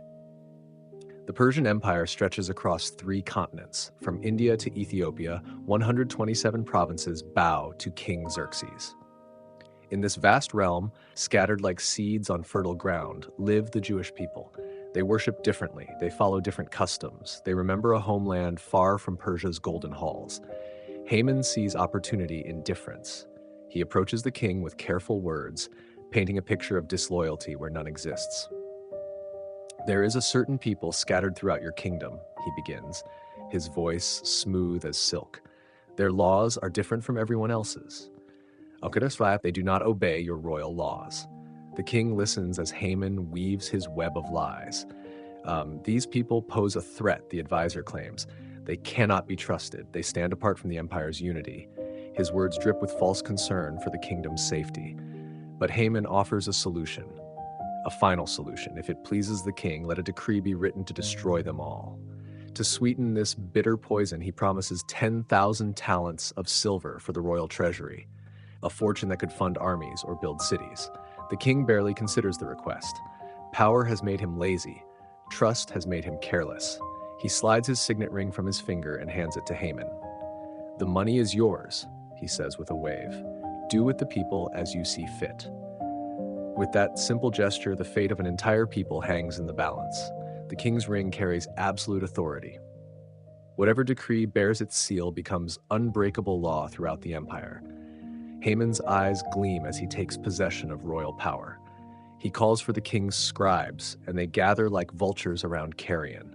The date is the 13th day of the first month. Spring should bring hope, but today it brings only darkness. The scribes work through the night, their reed pens scratching across papyrus.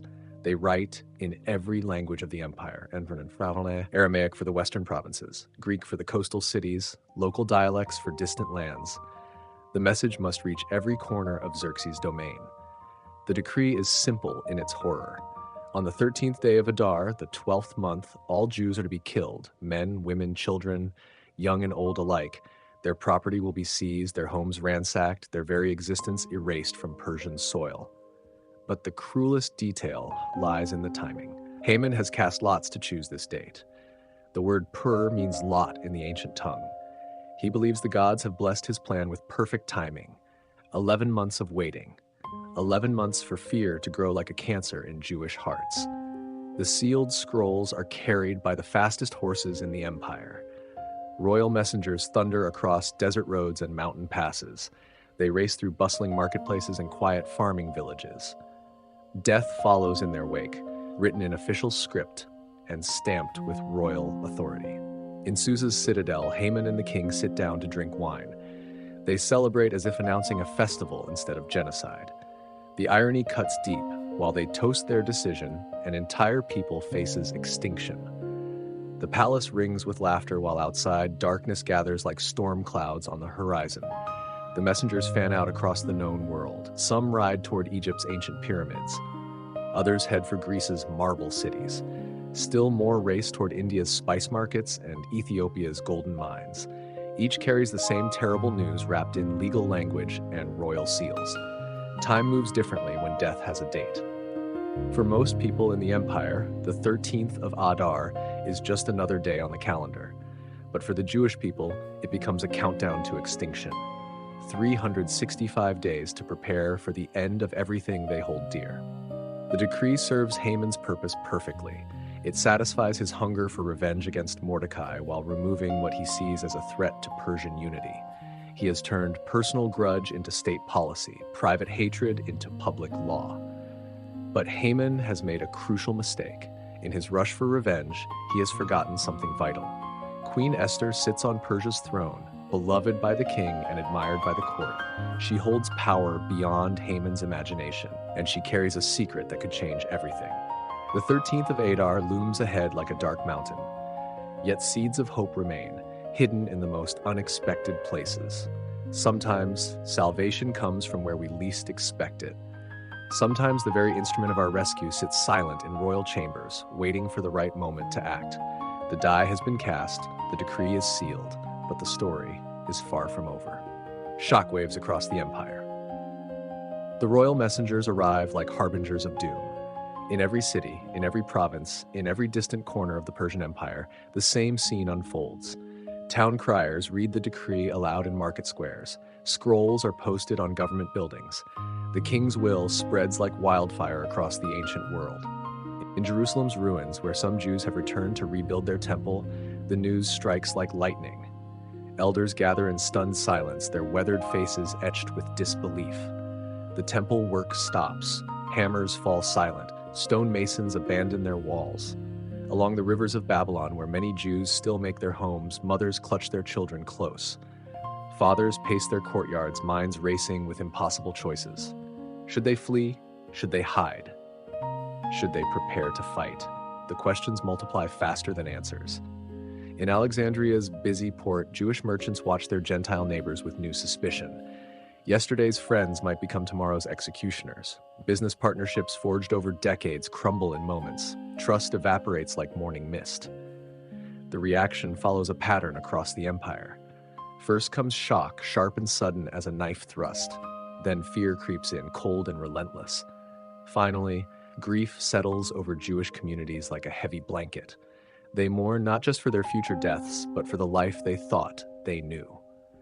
In distant provinces, some Jews remember stories their grandparents told, tales of exile and persecution, of Pharaoh's bondage and Babylonian captivity. History seems to repeat itself with crushing weight. Will they ever find peace in foreign lands? But the Gentile population reacts differently. Many feel confused by the harsh decree. They have Jewish neighbors, Jewish friends, Jewish business partners. These people seem harmless enough. Why does the king want them destroyed? Some non-Jews feel genuine sympathy. They whisper warnings to Jewish friends. They offer hiding places or help with escape plans. Human kindness blooms even in terror's shadow. Others see opportunity in tragedy. Jewish property will be forfeit to whoever seizes it. Jewish businesses will need new owners. Jewish homes will stand empty, waiting for new families. Greed begins to sharpen its claws. In Susa itself, the capital city buzzes with confusion.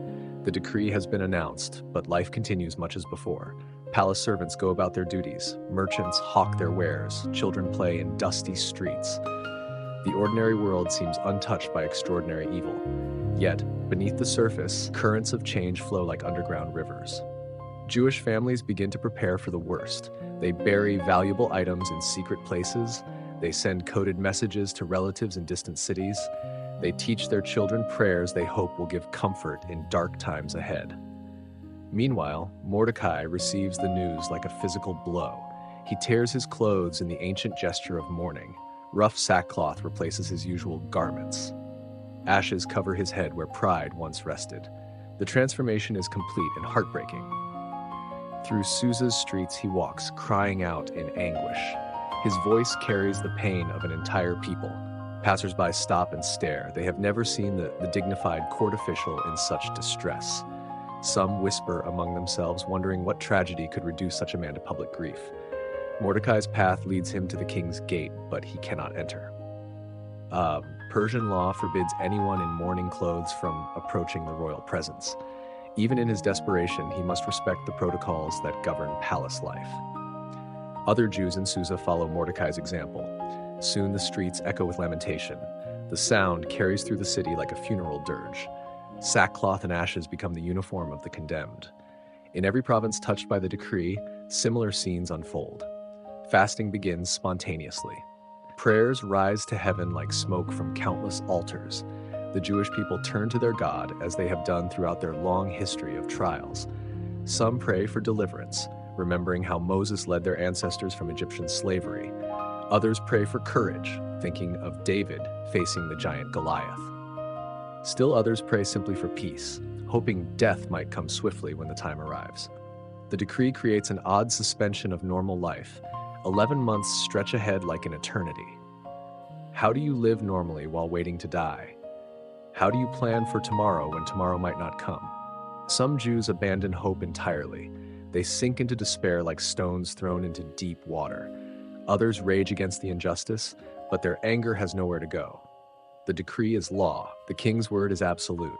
But hidden among the grief and terror, something else begins to grow. A quiet determination. A stubborn refusal to surrender without a fight. If death is certain, perhaps they can at least choose how to meet it. Children ask their parents questions that have no good answers. Why do people hate them? What have they done wrong? Will God save them as he saved their ancestors? The questions pierce hearts already breaking with fear and sorrow. In royal chambers throughout the empire, local governors read their copies of the decree with varying reactions. Some relish the chance to curry favor with Haman by enforcing it zealously. Others worry about the practical problems of carrying out mass murder. Still others quietly hope the king might change his mind before the appointed day arrives. The 13th of Adar begins to take on mythical significance. It becomes more than a date on the calendar. It becomes the dividing line between the world that was and the world that might never be. Mordecai's plea to Esther. In the royal palace, Queen Esther lives in golden isolation. Silk curtains shield her windows, marble floors cool her feet, servants attend her every need with silent efficiency. The outside world feels distant as a dream, but even palace walls cannot keep out all news. Esther's servants notice changes in the city's mood. They whisper about crowds of mourners in the streets. They mention strange sounds of wailing that drift through the air like wind through broken reeds. When reports reach Esther about Mordecai's condition, her comfortable world tilts sideways. The man who raised her like a father sits in sackcloth at the king's gate. The cousin who taught her wisdom now displays public grief. Something terrible has happened. Esther sends fresh clothes to Mordecai through her servant Hataksh. Perhaps if he dresses properly, he can enter the palace and explain this mystery. But the clothes come back untouched. Mordecai refuses comfort while his people face destruction. Hatak becomes the bridge between two worlds. He carries messages from the queen's chambers to the king's gate and back again. Each journey reveals more of the truth that has been hidden from royal eyes. Through Hatak, Mordecai tells Esther everything: the decree of death, Haman's plot, the 13th of Adar, the 10,000 talents of silver. Every detail falls on Esther's ears like hammer blows on an anvil. Her protected world crumbles as reality crashes in, but knowing the truth brings its own burden. Mordecai asks the impossible. He wants Esther to approach the king uninvited, to plead for her people's lives, to risk everything she has gained for the sake of people the king doesn't even know she belongs to. The request terrifies Esther more than death itself. Persian law is clear and merciless. Anyone who enters the king's presence without invitation faces automatic execution. The only exception comes if the king extends his golden scepter. But there is no guarantee of mercy. Royal whim decides who lives and who dies. Esther sends back her answer through faithful Hataksh. She explains the law to Mordecai, hoping he will understand her impossible position. She has not been summoned to the king for 30 days. Their relationship, once warm and frequent, has grown distant. She cannot predict his mood or his mercy, but Mordecai's response cuts through her fears like a sword through silk. His words, carried again by Hataksh, change everything Esther thought she knew about her situation. Do not think that because you are in the king's house, you alone of all the Jews will escape, Mordecai tells her. The message strips away her illusions of safety. The palace walls that seem so protective are really just a more comfortable prison. When the 13th of Adar comes, royal favor will not save a Jewish queen. Mordecai continues with words that ring like prophecy. If you remain silent at this time, relief and deliverance for the Jews will arise from another place. He expresses faith that God will save his people somehow, even if Esther refuses to act. Divine plans do not depend on human cooperation, though they often invite it. But then comes the phrase that will echo through history. And who knows but that you have come to your royal position for such a time as this? The words hang in the air like destiny calling its chosen instrument. Mordecai suggests that Esther's entire life has led to this moment. Her beauty that caught the king's eye, her wisdom that won his heart, her position that gives her access to absolute power. Perhaps none of it was accident. Perhaps it was all preparation for this one crucial conversation. The phrase "for such a time as this" becomes a key that unlocks Esther's understanding. She begins to see her life not as a series of fortunate events, but as a careful preparation for an impossible task. Every comfort she has enjoyed, every privilege she has received, every moment of the king's favor, all of it has been building toward this request. Esther realizes that her choice is really no choice at all. She can remain silent and watch her people die, knowing she might have saved them. Or she can act and risk death, but with the possibility of rescue for millions. When the options are laid out so starkly, courage becomes the only reasonable response. But Esther is no fool, rushing blindly into danger. She understands the power of preparation and the importance of timing. If she must risk everything, she will do it wisely. She will use every advantage available to her. Her response to Mordecai shows the steel beneath her silk. She accepts the challenge, but on her terms. She will approach the king, but first she requires something from her people: unity and purpose, shared sacrifice, common cause. Go, gather together all the Jews who are in Susa, she tells Mordecai through Hatak. Fast for me. Do not eat or drink for 3 days, night or day. The request binds her people to her mission. Their prayers and sacrifice will strengthen her resolve. Esther also commits herself and her maids to the same fast. Royal privilege will not exempt her from the discipline she asks of others. For 3 days, the palace and the people will share the same hunger, the same focus, the same desperate hope. The fast serves multiple purposes. It demonstrates the seriousness of the situation. It unites scattered Jews in common purpose. It prepares hearts and minds for divine intervention, and it gives Esther time to plan her approach carefully. After that, I will go to the king, even though it is against the law, Esther declares. Her words carry the weight of absolute commitment. She has counted the cost and accepted it. Fear remains, but it no longer controls her decisions. Then comes her final statement, perhaps the bravest words ever spoken by a queen. And if I perish, I perish. The phrase encapsulates everything heroic about the human spirit. When faced with impossible odds, sometimes the only victory lies in refusing to surrender without a fight. Esther's transformation is complete. The frightened girl who once hid her identity has become a woman willing to risk everything for her people. The queen who lived in comfort has chosen danger over safety. The survivor has decided to become a savior. Esther's inner turmoil. 3 days stretch ahead like a lifetime. In her royal chambers, Queen Esther begins the most difficult fast of her life. No food passes her lips. No wine touches her tongue. Even water becomes a rare comfort, sipped only when thirst becomes unbearable. The palace servants notice the change immediately. Their queen, usually radiant with health and beauty, grows pale and drawn. Her eyes, once bright with contentment, now burn with inner fire. Something fundamental has shifted in the royal chambers. Esther's maids join her in the fast, though they understand little of what drives their mistress. They see her lips moving in silent prayer. They watch her pace the marble floors like a caged lioness. They witness her staring out windows toward a gate she cannot see, where her cousin Mordecai sits in mourning. In the quiet hours before dawn, when even the palace sleeps, Esther wrestles with fears that threaten to overwhelm her courage. The king's face haunts her thoughts. Will she see love in his eyes when she appears uninvited, or will she find only cold anger at her presumption? She remembers happier times when Xerxes would summon her eagerly to his presence.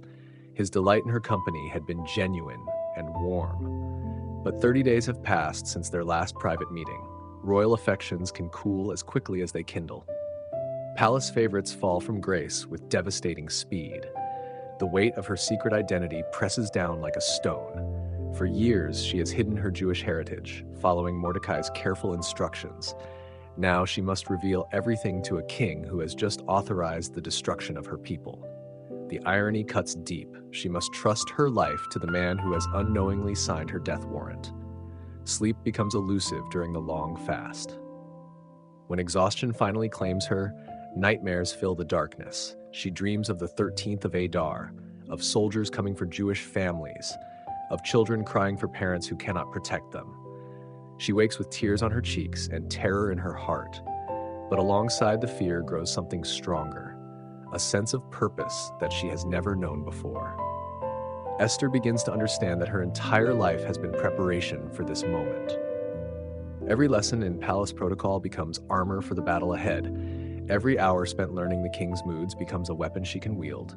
The fast sharpens her mind even as it weakens her body. Hunger strips away distractions and focuses her thoughts with laser intensity. She plans every word she will speak, every gesture she will make. If she gets only one chance to save her people, that chance must be perfect. Esther's prayers become more desperate as the hours pass. She cries out to the God of her fathers, the God who saved Daniel from the lions and the 3 young men from the fiery furnace. She begs for wisdom to know what to say. She pleads for favor in the king's eyes. She asks for courage to overcome her human weakness. The queen also prays for her people scattered across the empire. She imagines Jewish families huddled together in fear. She thinks of children who will never grow up if her mission fails. She pictures Mordecai sitting in sackcloth, placing all his hope in her trembling hands. By the second day, physical weakness begins to take its toll. Esther's steps grow unsteady. Her hands shake slightly when she tries to write. The ornate mirror in her chamber reflects a face growing gaunt with sacrifice. Beauty fades, but determination blazes brighter. Her maids worry about their mistress, but dare not break the fast she has commanded. They watch helplessly as the woman they serve transforms before their eyes. The soft queen they knew is becoming someone harder, stronger, more focused than a blade. On the second night, Esther makes a crucial decision about her approach to the king. She will not burst into his presence with desperate pleas and obvious panic. Instead, she will use subtlety and patience. She will appeal to his emotions rather than his logic. She will remind him why he fell in love with her in the first place. The third day dawns with agonizing slowness. Esther knows that by evening, her fast will end one way or another. Either she will break it in celebration of the king's mercy, or she will die without ever tasting food again. The thought should terrify her, but instead, it brings strange peace. As afternoon approaches, Esther calls for her finest robes. If she is to risk everything, she will do it dressed as a queen. Her servants bring garments of purple and gold, fabrics that shimmer like captured sunlight. Jewelry glitters at her throat and wrists. Despite the fast, she prepares to look as beautiful as possible. The transformation amazes even her experienced maids. Somehow, the 3-day fast has not diminished Esther's beauty, but refined it. Her face may be thinner, but her cheekbones are more striking. Her eyes may be shadowed with exhaustion, but they burn with newfound purpose. As she prepares to leave her chambers, Esther takes one last look around the rooms that have been her sanctuary, the silk cushions where she has rested, the golden vessels from which she has eaten, the windows that have framed her protected view of the world. She may never see any of it again. Her final prayer is simple and desperate. God of my fathers, give me courage. Let the king's heart be moved toward mercy. Save your people through this weak vessel. The words echo in the silence of her chambers like a covenant between heaven and earth. With trembling hands, Esther adjusts her crown one last time. The jewels catch the afternoon light and throw rainbows on the walls. She looks every inch a queen, even though her knees shake with fear. Sometimes courage is not the absence of fear, but the decision to act despite it. The door to her chambers opens like the mouth of destiny. Beyond lies the corridor that leads to the throne room. Beyond that waits a king who holds the power of life and death in his hands. Beyond that hangs the fate of a nation. Esther steps forward into history, risking her life. The corridors of the Persian palace stretch before Queen Esther like pathways to judgment. Each step echoes against marble walls that have witnessed countless royal dramas. Today they will witness another, perhaps the most crucial in the empire's history. Servants pause in their duties as the queen passes. Her beauty, refined by 3 days of fasting, catches their attention like flame draws moths. But something else surrounds her, an aura of purpose so intense it makes the air itself seem to tremble. The throne room doors loom ahead, massive and forbidding. Beyond them sits King Xerxes in all his power and glory. Beyond them waits either salvation or destruction. Esther pauses at the threshold, her hand resting against the cool stone wall. Persian law could not be clearer. Death awaits anyone who enters the king's presence uninvited. The only hope lies in royal mercy, symbolized by the golden scepter that the king might extend to grant life instead of death. But mercy cannot be demanded or predicted. It flows only from the king's pleasure. Esther thinks of Vashti, the queen who came before her. Royal favor had not saved her when she displeased the king. Palace walls hold no protection when royal anger strikes. Queens can fall as quickly as common servants when they overstep their bounds. But this knowledge no longer paralyzes Esther with fear. The 3-day fast has burned away her terror, leaving only steely resolve. Her people face extinction in less than 11 months. If she dies trying to save them, at least she will die with purpose. The guards at the throne room entrance recognize their queen, but look confused by her unannounced arrival. They know the law as well as anyone. Their hands move instinctively toward their weapons, though they would never dare threaten royalty directly. "Open the doors," Esther commands, her voice carrying an authority that surprises even herself. The guards hesitate for a moment, then obey. The massive portals swing inward with a groan that sounds like the earth itself opening. Inside the throne room, King Xerxes sits upon his golden seat of power. Courtiers and advisors surround him in carefully arranged semicircles. Petitioners wait in neat lines to present their cases. The normal business of empire continues its stately pace. Then Queen Esther appears in the doorway, and everything stops. Conversations die mid-sentence. Heads turn in unison toward the unexpected figure. The king's own expression shifts from casual attention to sharp focus. A queen entering uninvited breaks every rule of palace protocol. Esther sees the shock ripple through the assembled courtiers. Some faces show sympathy for her predicament. Others reveal anticipation of royal drama. A few display barely concealed satisfaction at seeing another's downfall approach. But Esther's eyes focus only on her husband, the man who holds her fate in his hands.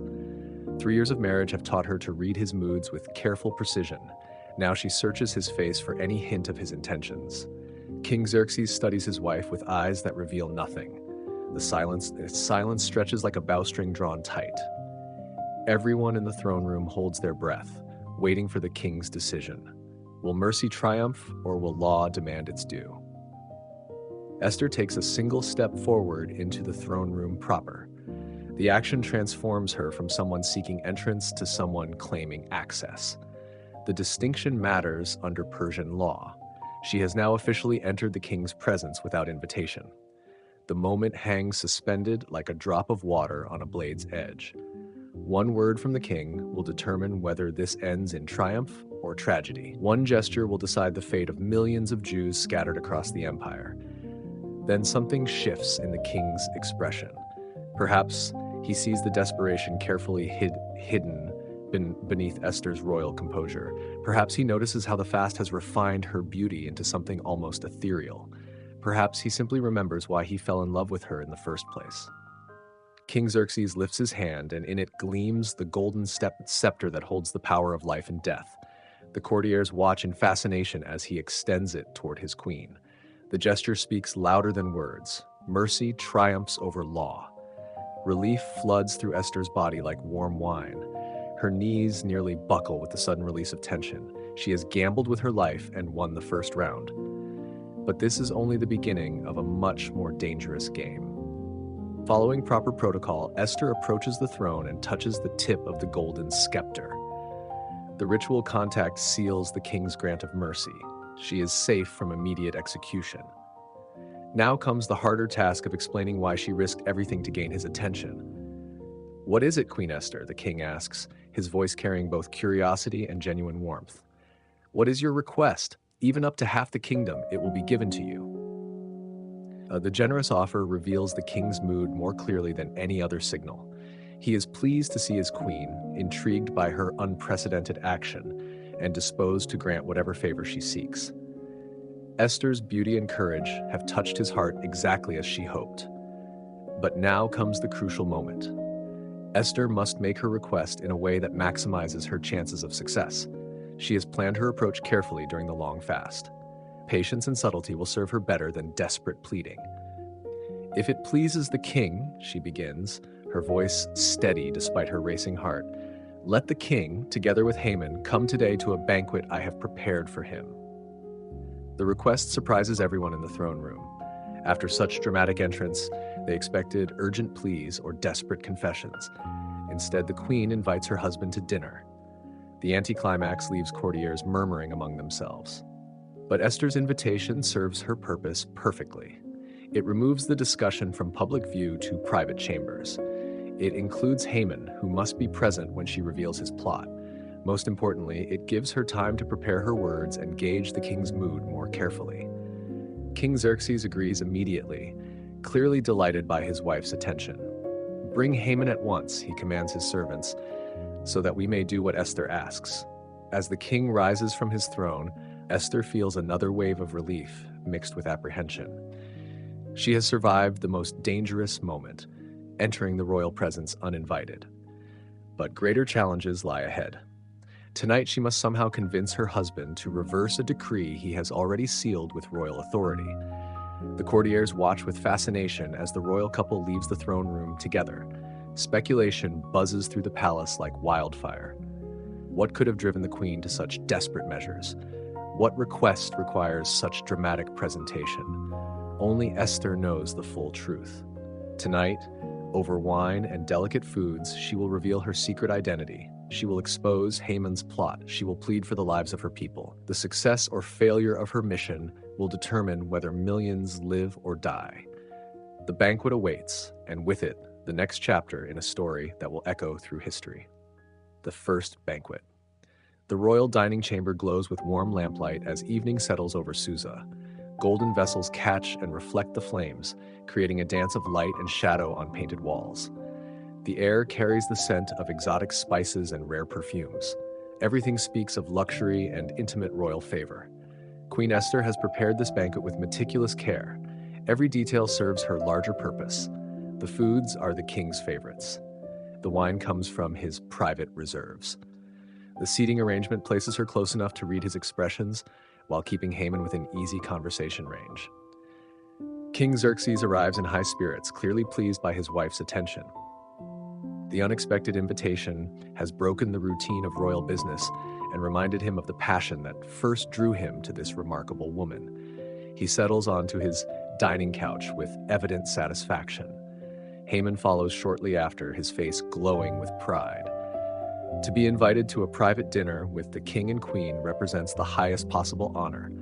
Only the most favored advisors receive such intimate access to royal company. His chest swells with self-importance as he takes his place at the table. The conversation flows as smoothly as the wine being poured.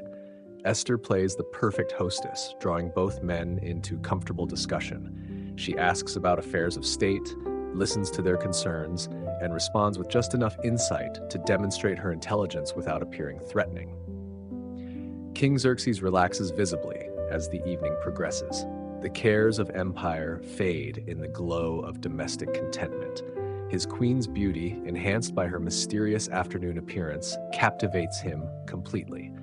Her attention feels like a precious gift after weeks of formal court interactions. Haman basks in the royal couple's company, interpreting their courtesy as deep friendship. He shares amusing stories from the provinces, reports on administrative successes, and offers opinions on various court matters. The wine loosens his tongue and inflates his ego even further.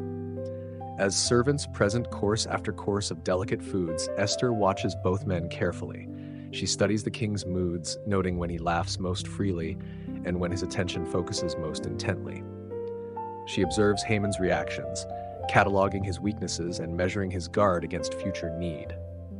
The queen's own appetite remains poor after 3 days of fasting, but she makes a show of enjoying the meal. Her performance must appear natural and relaxed. Any sign of distress might alert Haman to hidden motives or worry the king about her health. Conversation turns to various topics throughout the evening: trade routes through the empire, building projects in distant provinces, reports from military commanders on the frontiers, the normal concerns of rulers who govern vast territories and countless peoples. But underneath the pleasant surface, Esther's mind races with strategy. She has brought the two most powerful men in Persia together in private. The opportunity for revelation and confrontation lies within her grasp, yet timing remains crucial. One wrong word could destroy everything. As wine cups are refilled repeatedly, King Xerxes grows more expansive in his affection. His eyes linger on his queen with obvious admiration. His voice carries warmth reserved for intimate moments. The perfect moment for making requests seems to hover just out of reach. Finally, as the evening reaches its peak, the king leans toward her with wine-brightened eyes. "Now tell me, Queen Esther," he says with genuine interest, "what is your petition? It will be given to you. What is your request?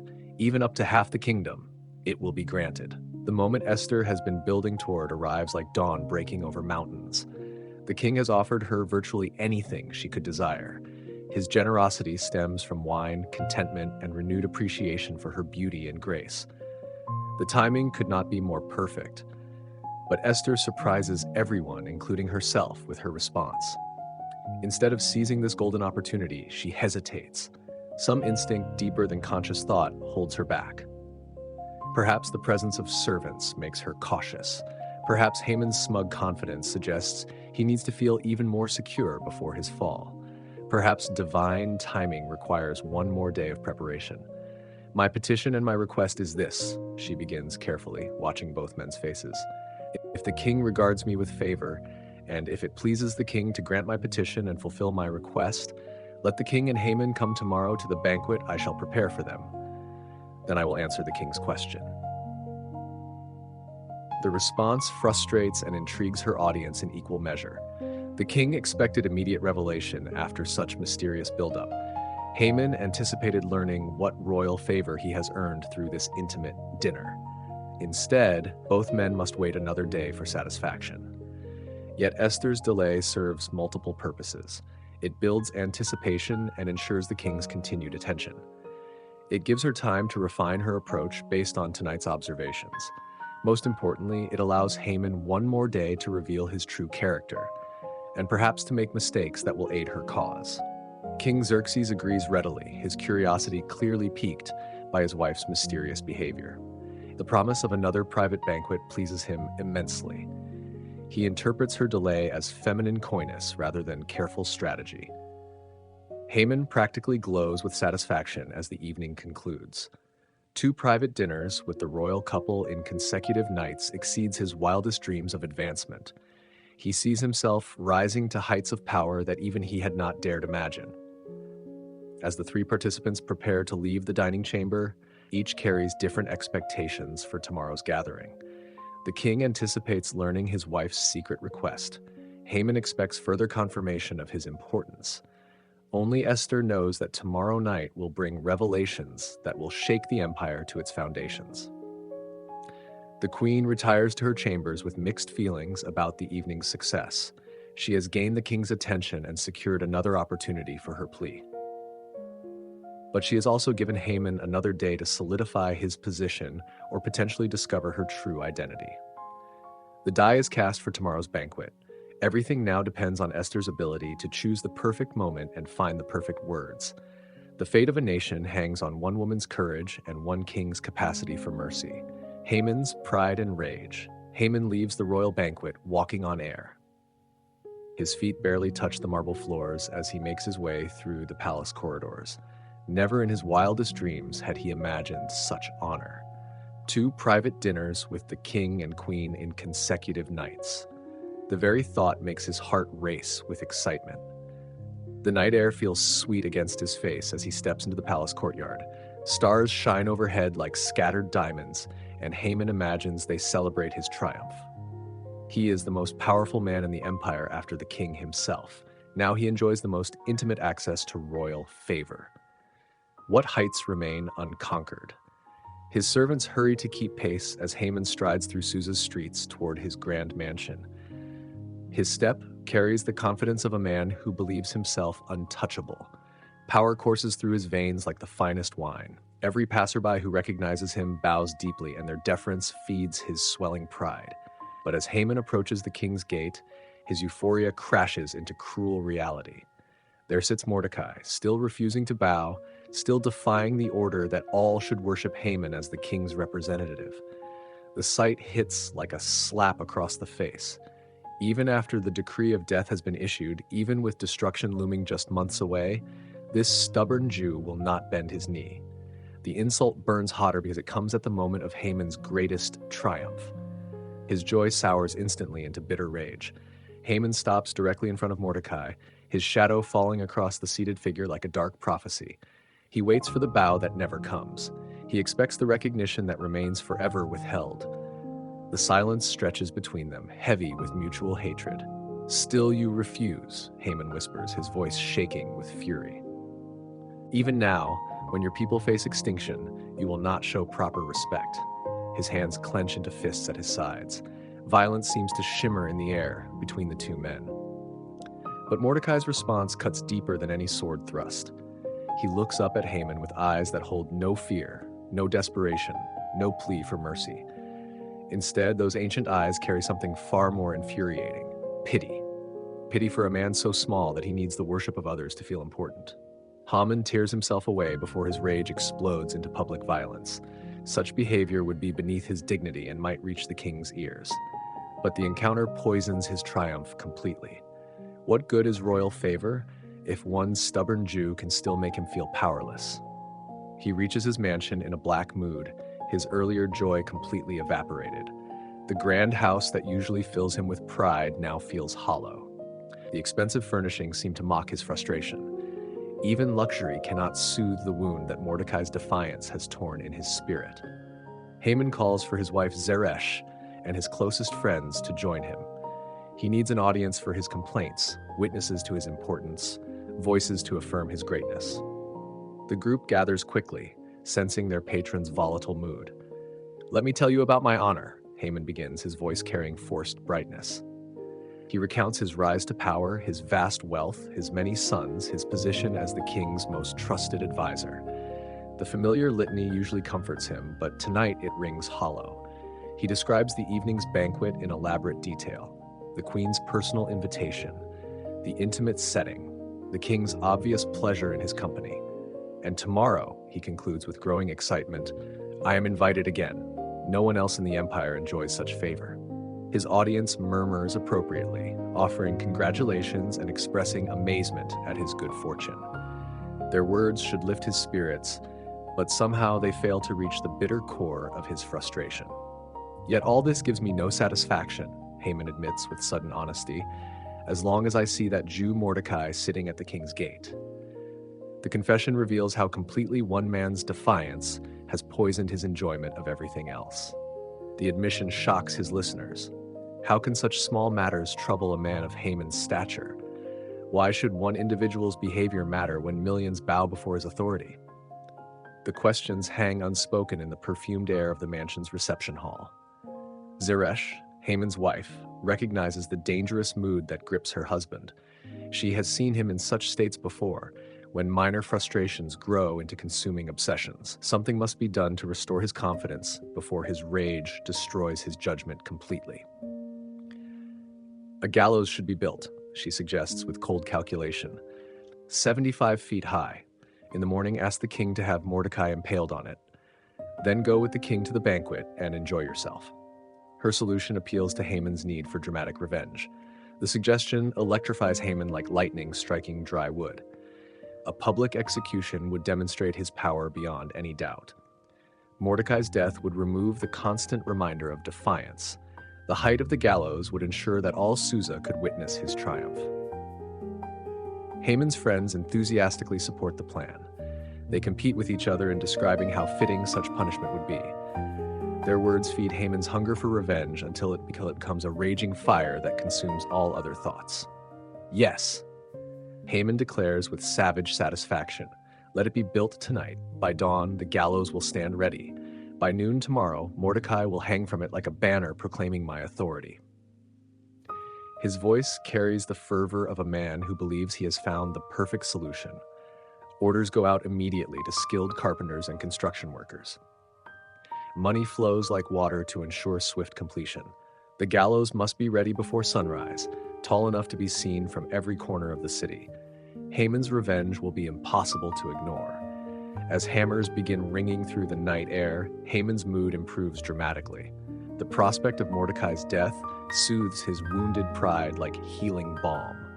Tomorrow will bring perfect triumph. First the execution of his enemy, then another evening of royal favor. He retires to his chambers with visions of victory dancing in his head. The gallows rising in his courtyard seems like an altar to his greatness. Soon, every Jew in the empire will understand what happens to those who defy Haman's authority. Soon, even the memory of Mordecai's defiance will be erased by spectacular death. But Haman has made a crucial error in his calculations. He assumes that his favor with the king remains absolute. He believes that one more request will be granted as easily as all the others. He imagines that Mordecai's execution will proceed without complications. Most importantly, he has no idea that Queen Esther carries Jewish blood in her veins. The woman whose favor he celebrated tonight belongs to the very people he has marked for destruction. Tomorrow's banquet will bring revelations that will shatter his world more completely than any gallows could break a man's neck. Outside his windows, the sound of construction continues through the night. Wood rises toward the stars in a monument to pride and hatred. But sometimes the instruments of destruction become the very means of divine justice. Sometimes the trap we build for others becomes the snare that catches us instead. The gallows grows higher with each passing hour, and with it grows the irony that will soon unfold. The king's sleepless night. In the royal bedchamber of King Xerxes, sleep refuses to come. The monarch tosses and turns on his sumptuous bed, his mind restless despite the late hour. Perhaps the wine from dinner has made him wakeful. Perhaps excitement about tomorrow's banquet keeps his thoughts spinning. Perhaps something deeper troubles his spirit. The king's sleepless nights are rare but not unknown. The weight of governing a vast empire sometimes presses too heavily on even the strongest shoulders. 3 continents bow to his authority. Millions of people depend on his decisions. The responsibility can make rest elusive. Xerxes rises from his bed and paces the chamber's marble floors. His bare feet make no sound on the cool stone. Through tall windows, he can see Susa sleeping peacefully under starlight. His city rests while their king wrestles with unnamed anxieties. A thought occurs to him. Perhaps reading will help pass the sleepless hours. The royal library contains scrolls from across the known world, but one collection particularly interests him tonight. The official chronicles of his reign lie nearby, detailed records of every significant event during his rule. "Bring me the book of Chronicles," he commands a servant who waits in the shadows. "The record of memorable deeds during my reign." The man hurries to obey, returning with several heavy scrolls that contain the empire's recent history. The king settles into a comfortable chair as lamplight flickers across the ancient papyrus. He begins to read, hoping the familiar accounts will quiet his troubled mind. Names and dates flow past his eyes like a river of memory. Battles won and lost, treaties signed and broken, the endless details of imperial administration. Then one entry catches his attention with surprising force. The account describes a plot against the royal life, uncovered and reported by a man named Mordecai. 2 of the king's own eunuchs, Bigthana and Teresh, had planned assassination. Only Mordecai's vigilance and courage had saved the royal life. Xerxes reads the passage twice, then a third time. The details emerge clearly from the careful scribal writing. Mordecai had discovered the conspiracy and reported it through Queen Esther. The plotters had been arrested, questioned, and executed. The king's life had been saved by the alert action of this Jewish official. A frown creases the royal brow as memory struggles to surface. The king recalls the incident vaguely. It seems like years ago now. 2 servants plotting treason, quick investigation, and swift justice. But something about the account troubles him. "What honor and recognition did Mordecai receive for this?" he asks the servant who brought the chronicles. The question hangs in the lamplit air like incense waiting to be answered. The servant checks the records carefully, running his finger along the written lines. His search grows longer and more careful as he realizes what the king suspects. Finally, he looks up with obvious embarrassment. "Nothing has been done for him, Your Majesty," the man admits reluctantly. No reward was given, no recognition was recorded. The admission falls into silence like a stone dropped into deep water. King Xerxes feels a sharp stab of royal guilt. A man saves the king's life and receives nothing in return? Such ingratitude violates every principle of proper kingship. Honor should flow to those who serve faithfully. Rewards should match the magnitude of service rendered. The oversight troubles Xerxes more than it should, perhaps because his sleepless mind magnifies every concern. But the guilt is real and justified. Mordecai deserves recognition for his loyal service. The debt should have been paid long ago. The king's restless energy finds new focus in this discovery. Perhaps correcting this injustice will ease whatever unnamed anxiety keeps sleep at bay. Perhaps honoring faithful service will restore the cosmic balance that good kingship requires. "Is anyone in the court?" Xerxes asks suddenly. The late hour makes attendance unlikely, but perhaps some officials remain on duty. Royal business never completely stops, even in the depths of night. The servant investigates and returns with interesting news. "Haman is in the court, Your Majesty." The Prime Minister's presence at such an unusual hour suggests urgent business or exceptional dedication to duty. Actually, Haman waits in the court for quite different reasons. The gallows in his courtyard nears completion, and impatience drives him to seek immediate audience with the king. He wants to request Mordecai's execution first thing in the morning, before any other business can intervene. But Haman remains unaware of the chronicles the king has been reading.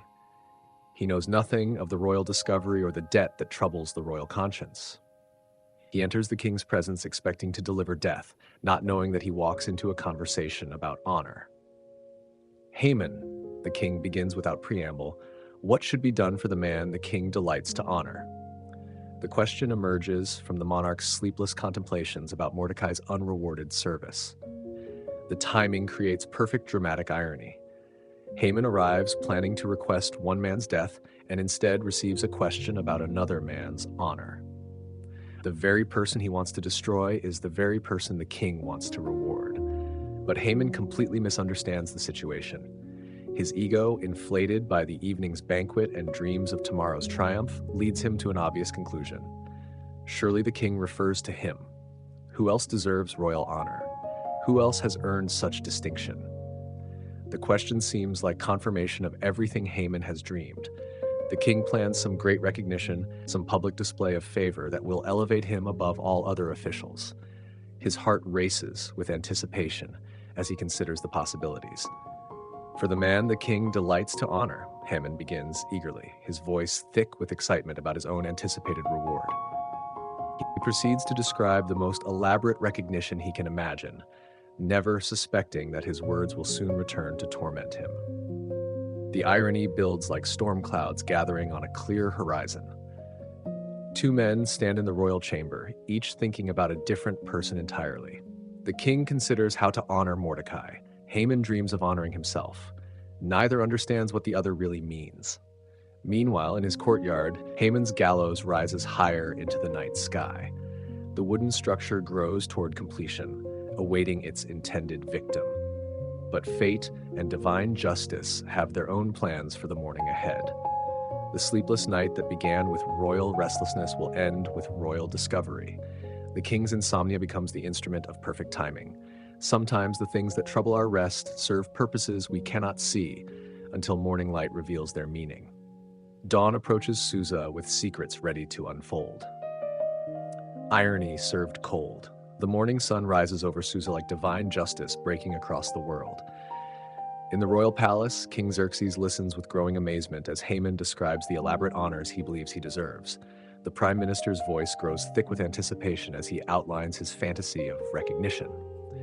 Let a royal robe be brought, Haman suggests eagerly, one the king has worn, and a horse the king has ridden, one with a royal crest placed on its head.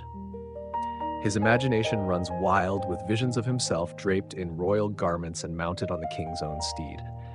The irony cuts deep as Haman unknowingly designs his own humiliation. Every detail he suggests will soon apply to the very man he wants to destroy. Every honor he craves will be given to his greatest enemy. The perfect punishment emerges from his own mouth.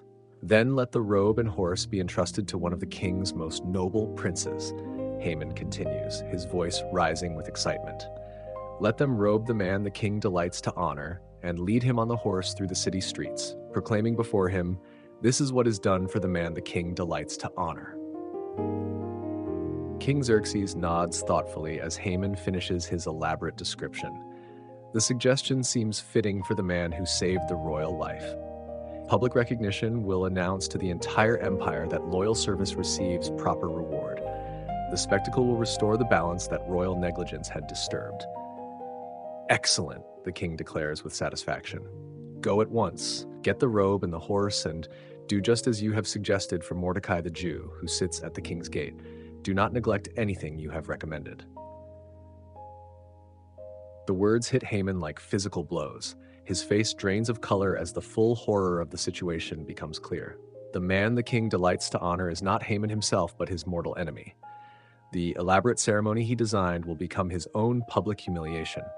For a moment, Haman cannot speak. His throat works soundlessly as shock paralyzes his voice. The beautiful morning suddenly feels cold as winter. The bright palace chambers seem to darken around him like a tomb closing. "Your Majesty," Haman manages to whisper, "surely there has been some mistake."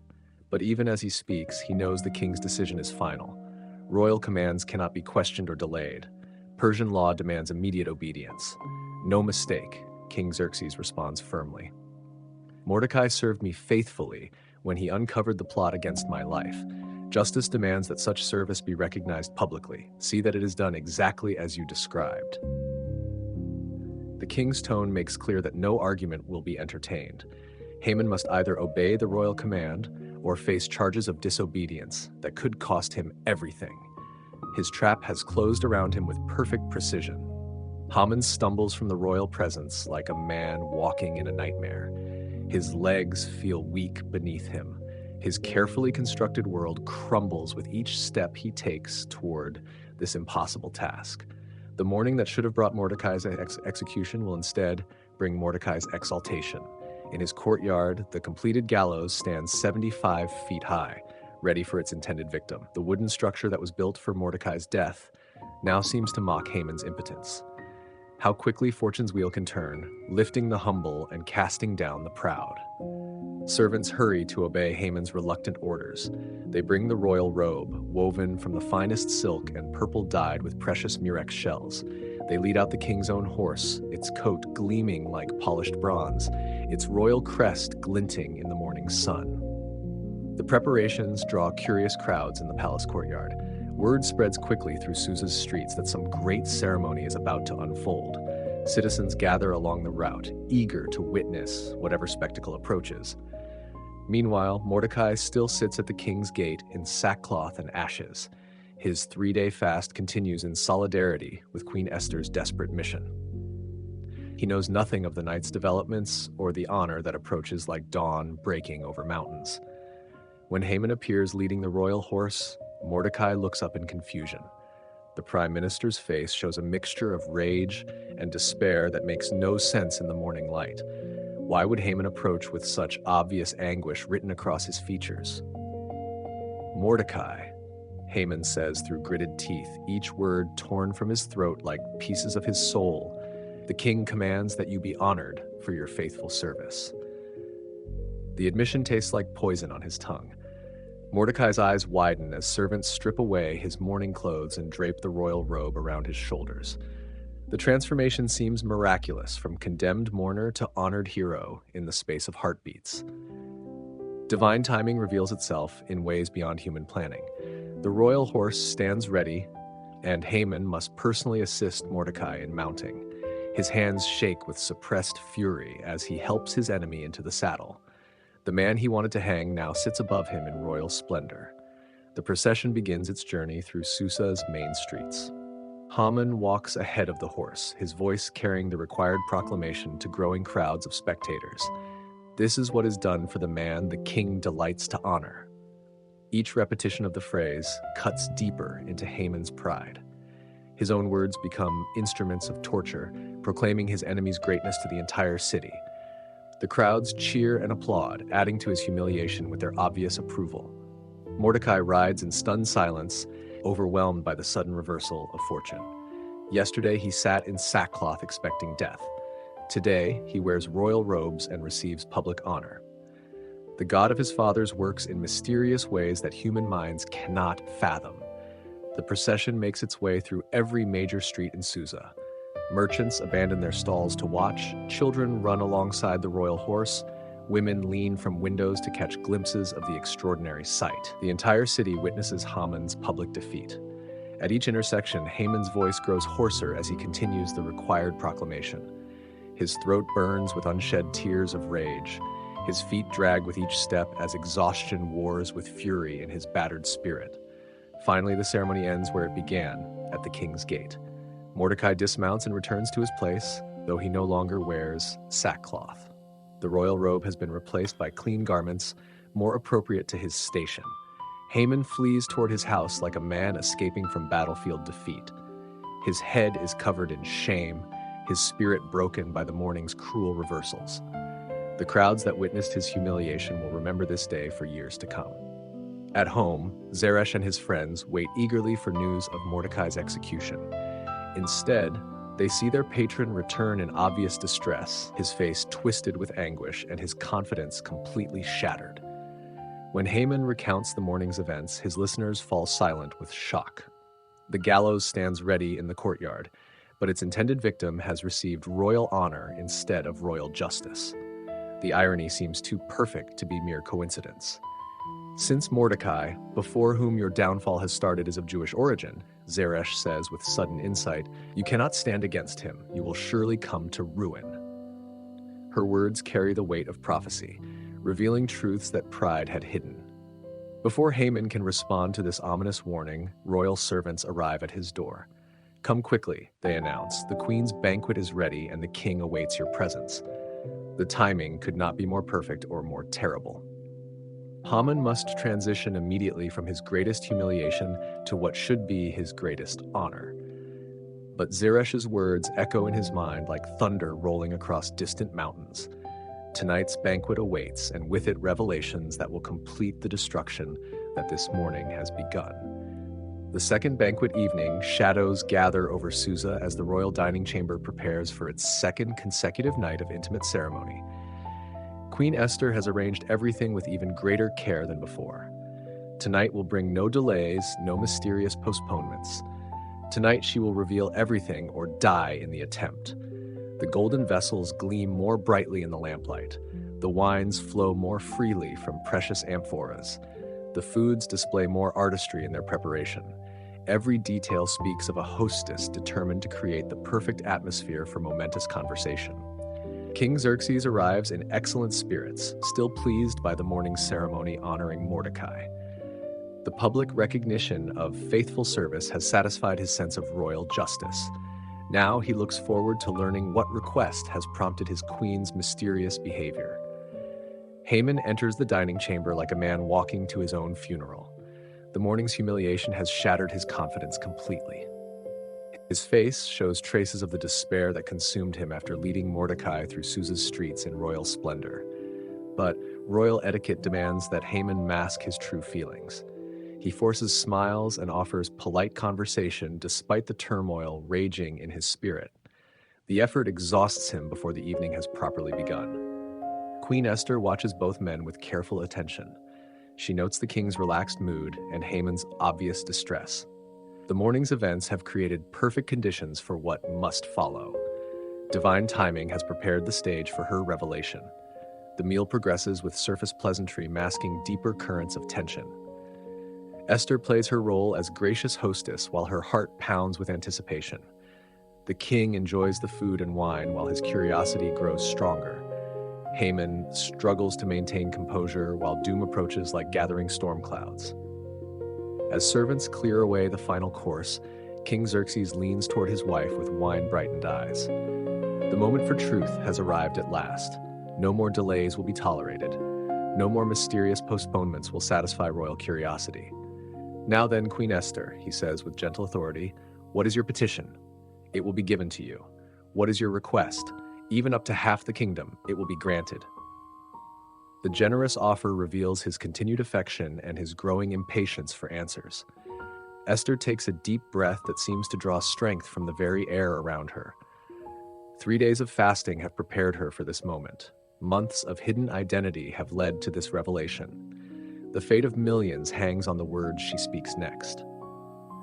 If I have found favor with you, Your Majesty, she begins, her voice steady despite her racing heart, and if it pleases the king, grant me my life, this is my petition, and spare my people, this is my request. The words fall into silence like stones cast into deep water. King Xerxes stares at his wife in complete confusion. Her life? Her people? What possible threat could endanger the beloved queen of Persia? The questions multiply faster than answers.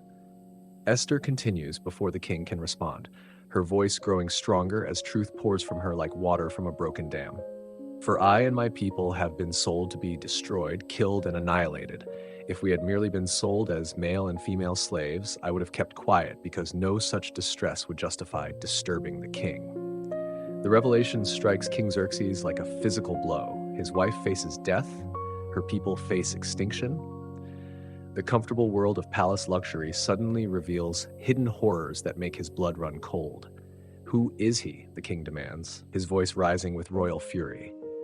Where is he, the man who has dared to do such a thing? The questions explode from him like arrows shot from a powerful bow. Haman's face turns white as marble as understanding begins to dawn. The queen speaks of people marked for destruction. She mentions threats against her own life. The connections form in his mind like chains binding him to inevitable doom.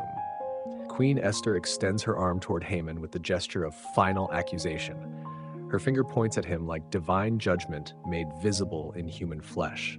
The moment of revelation arrives with devastating force. An adversary and enemy, she declares, her voice ringing with authority that silences even the king.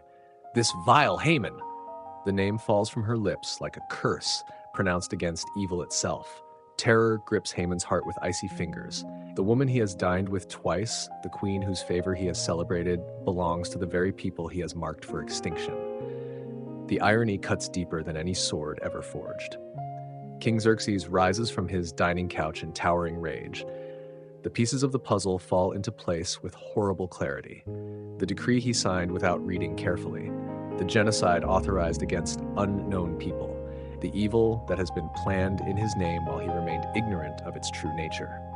The king storms from the dining chamber into the palace garden, his mind reeling with fury and betrayal. He needs air to breathe, space to think, time to absorb the enormity of what has been revealed. His trusted advisor has manipulated him into authorizing the murder of his own wife. Left alone with Queen Esther, Haman realizes that his life hangs by the thinnest of threads. Royal favor has vanished like morning mist. The woman he helped condemn to death now holds his fate in her delicate hands. Desperation drives Haman to actions that will seal his doom. He throws himself down beside the queen's dining couch, grasping at her robes in frantic supplication. "Please, your majesty," he begs, his voice breaking with terror. "Spare my life. I did not know. I never intended harm to you personally." His pleas fall on ears deafened by the magnitude of his crimes. Esther looks down at the man who would have destroyed her people with cold judgment in her eyes. The time for mercy has passed like shadows fleeing before dawn. When King Xerxes returns from the garden, his fury has crystallized into deadly purpose. But the sight that greets him ignites fresh rage beyond anything he has yet experienced. Haman appears to be assaulting the queen, his hands grasping at her person in obvious desperation. Will he even molest the queen while she is with me in the house? The king roars with voice like thunder rolling across mountains. The accusation seals Haman's fate more completely than any trial could accomplish. Palace guards respond instantly to their monarch's rage. They move toward Haman with hands on their weapons, ready to enforce whatever justice the king demands. The man who rose so high will fall even further. As the guards seize Haman and drag him away from the queen's couch, one of them speaks the words that will echo through history. "A gallows 75 feet high stands by Haman's house," he reports with grim satisfaction. He had it made for Mordecai, who spoke up to help the king. The irony achieves perfect completion. The instrument of murder that Haman built for his enemy will become the means of his own execution. Divine justice uses the very trap he prepared to accomplish his destruction. King Xerxes wastes no time on lengthy deliberation. "Hang him on it," he commands with finality that admits no appeal. The sentence emerges from royal lips like fate itself speaking through human voice. As guards drag Haman away to his richly deserved doom, King Xerxes turns back to his wife with expressions of amazement and growing love. She has revealed herself as a woman of incredible courage, willing to risk everything to save her people from destruction. The evening that began with careful pretense ends with complete truth revealed. Queen Esther's secret identity no longer burdens her conscience. The king's trust has been betrayed, but also purified by painful revelation. Evil has been exposed and justice has begun its terrible work. But even as Haman faces his final moments, the decree he authored still stands as law throughout the empire. The 13th of Adar still approaches like an appointment with death. Queen Esther has won this battle, but the war for her people's survival has only just begun. Haman's fall. The great hall falls silent. Haman drops to his knees beside Queen Esther's couch, his hands reaching toward her in desperation. The man who once commanded armies now begs for mercy from the woman he tried to destroy. His voice cracks as he pleads. The golden chains of office hang loose around his neck. Sweat dampens his fine robes. This is not the proud vizier who walked tall through palace corridors just hours before. Esther sits perfectly still. Her dark eyes watch him without speaking. She knows this moment will decide everything. The king has stormed from the room in rage, leaving them alone in the flickering lamplight. Outside in the garden, Xerxes paces among the cypress trees. His mind spins with the weight of betrayal. His most trusted advisor has deceived him. His beloved queen faces death because of a law he signed without thinking. The cool evening air does nothing to calm his fury. How could he have been so blind? How could Haman have played him so easily? The king who rules from India to Ethiopia has been made a fool in his own palace. Back inside, Haman's desperation grows. He reaches out to touch Esther's arm, hoping to move her heart to pity. In Persian law, touching the queen without permission means death, but fear makes men do foolish things. The king returns at exactly the wrong moment. He sees Haman leaning over his wife, hands extended toward her. In Xerxes' mind, this looks like an attack on the queen herself. Will he even assault the queen while she is with me in the house? The king's voice booms through the chamber like thunder before a storm. The words seal Haman's fate. Guards appear as if from nowhere. They move swiftly and silently, covering Haman's face with a dark cloth. In Persian custom, this marks a man condemned to die. Harbona, one of the king's trusted servants, steps forward. His voice is steady and sure. There is a gallows 50 cubits high at Haman's house. He made it for Mordecai, who spoke good on behalf of the king. The irony cuts through the air like a blade. Haman built his own instrument of death. The trap he set for another will now claim his own life. Xerxes does not hesitate. Hang him on it. The words come out flat and final. No appeal will be heard. No mercy will be shown. They lead Haman away through corridors he once ruled. Servants who bowed to him now turn their faces. The golden halls that echoed with his laughter become his path to doom. The news spreads through Susa like wildfire. In the streets, people whisper in amazement. The mighty have fallen. The proud have been brought low. Justice moves in mysterious ways through the Persian night. At Haman's house, the gallows stands ready. 50 cubits high, it towers over the courtyard like a dark monument to pride and hatred. Workers built it strong, never knowing it would claim their master's life.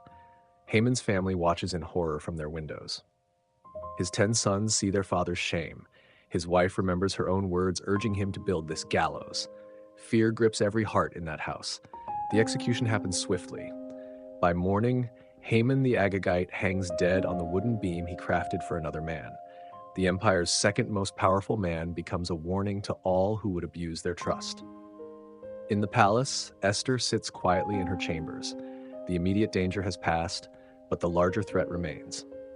Haman is dead, yet his decree still stands. Across the empire, the 13th of Adar still looms like a storm on the horizon. Mordecai receives word of Haman's death while still wearing sackcloth at the palace gate. Relief washes over him, but he knows the battle is only half won. The king's seal cannot be broken. The law cannot be changed. Dawn breaks over Susa with a strange mixture of hope and fear. The tyrant is gone, but his legacy lives on in parchment and ink. The Jewish people remain marked for death by a law that seemed unbreakable. Yet something has shifted in the cosmic balance. Evil has faced judgment. Truth has found its voice. The God of Israel moves through human affairs in ways both seen and unseen. The aftermath of Haman morning light streams through the palace windows as King Xerxes makes his first decree of the new day. Haman's vast estate, built on years of corruption and greed, now belongs to Queen Esther. The transfer happens with stunning speed. Treasury officials arrive at Haman's mansion with scrolls and seals. They inventory gold, silver, precious stones, and land stretching across multiple provinces. The wealth of the empire's most corrupt official becomes the queen's property. Esther accepts this gift with grace, knowing it represents more than mere riches. The king shows his trust by placing such wealth in her hands. More importantly, she sees opportunity in these resources.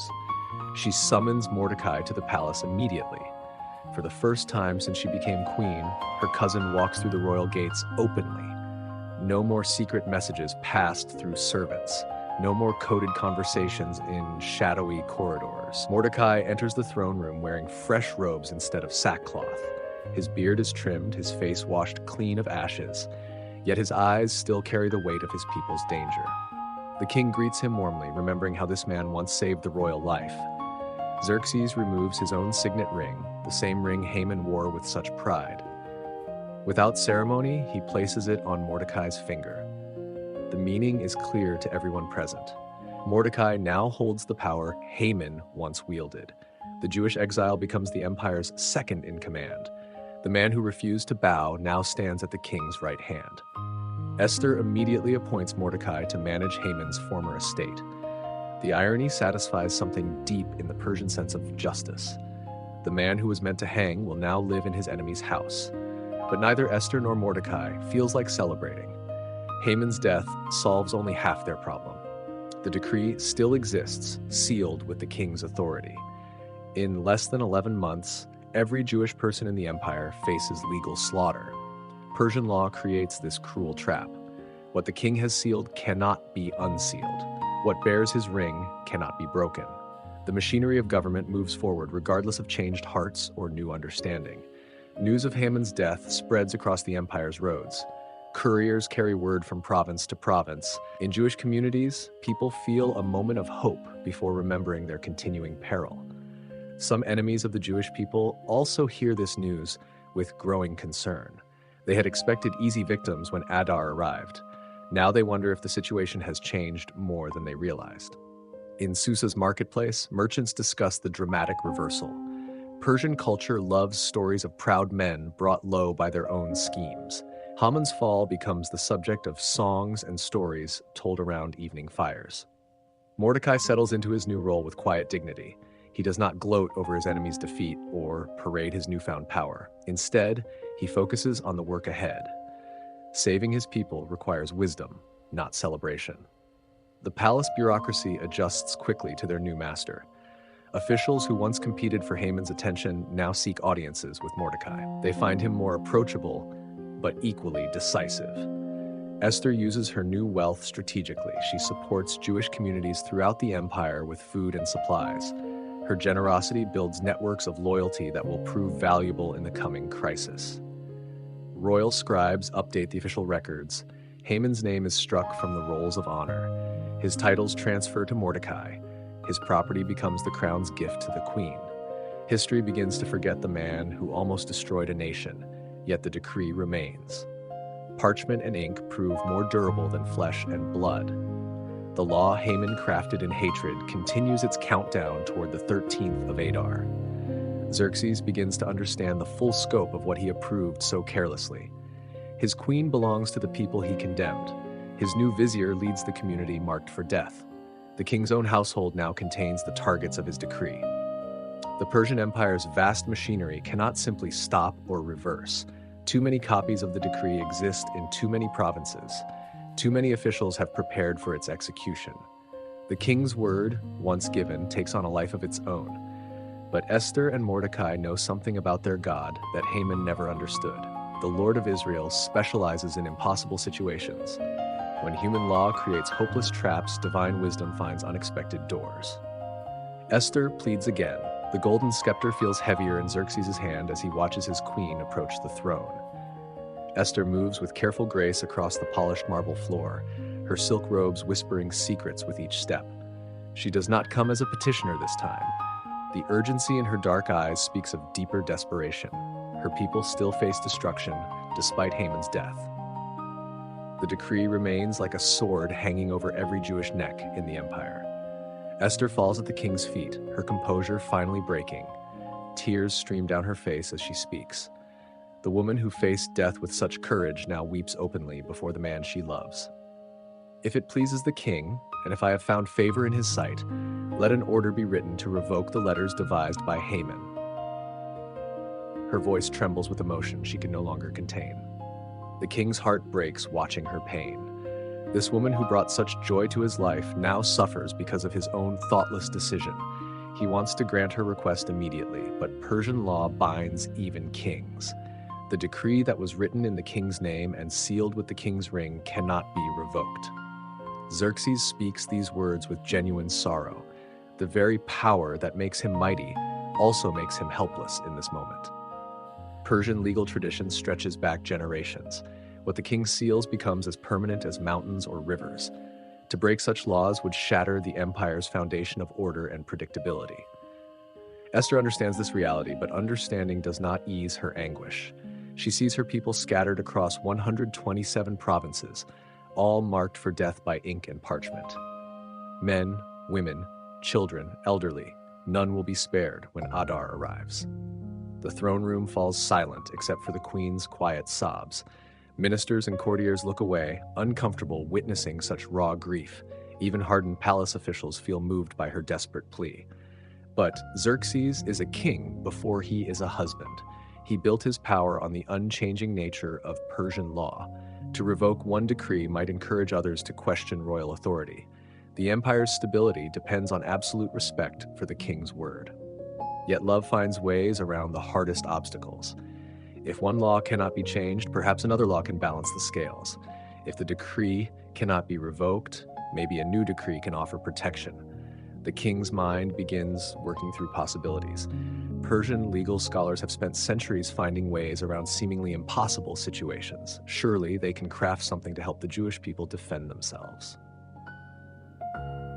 You may write as you please with regard to the Jews, in the name of the king, and seal it with the king's ring.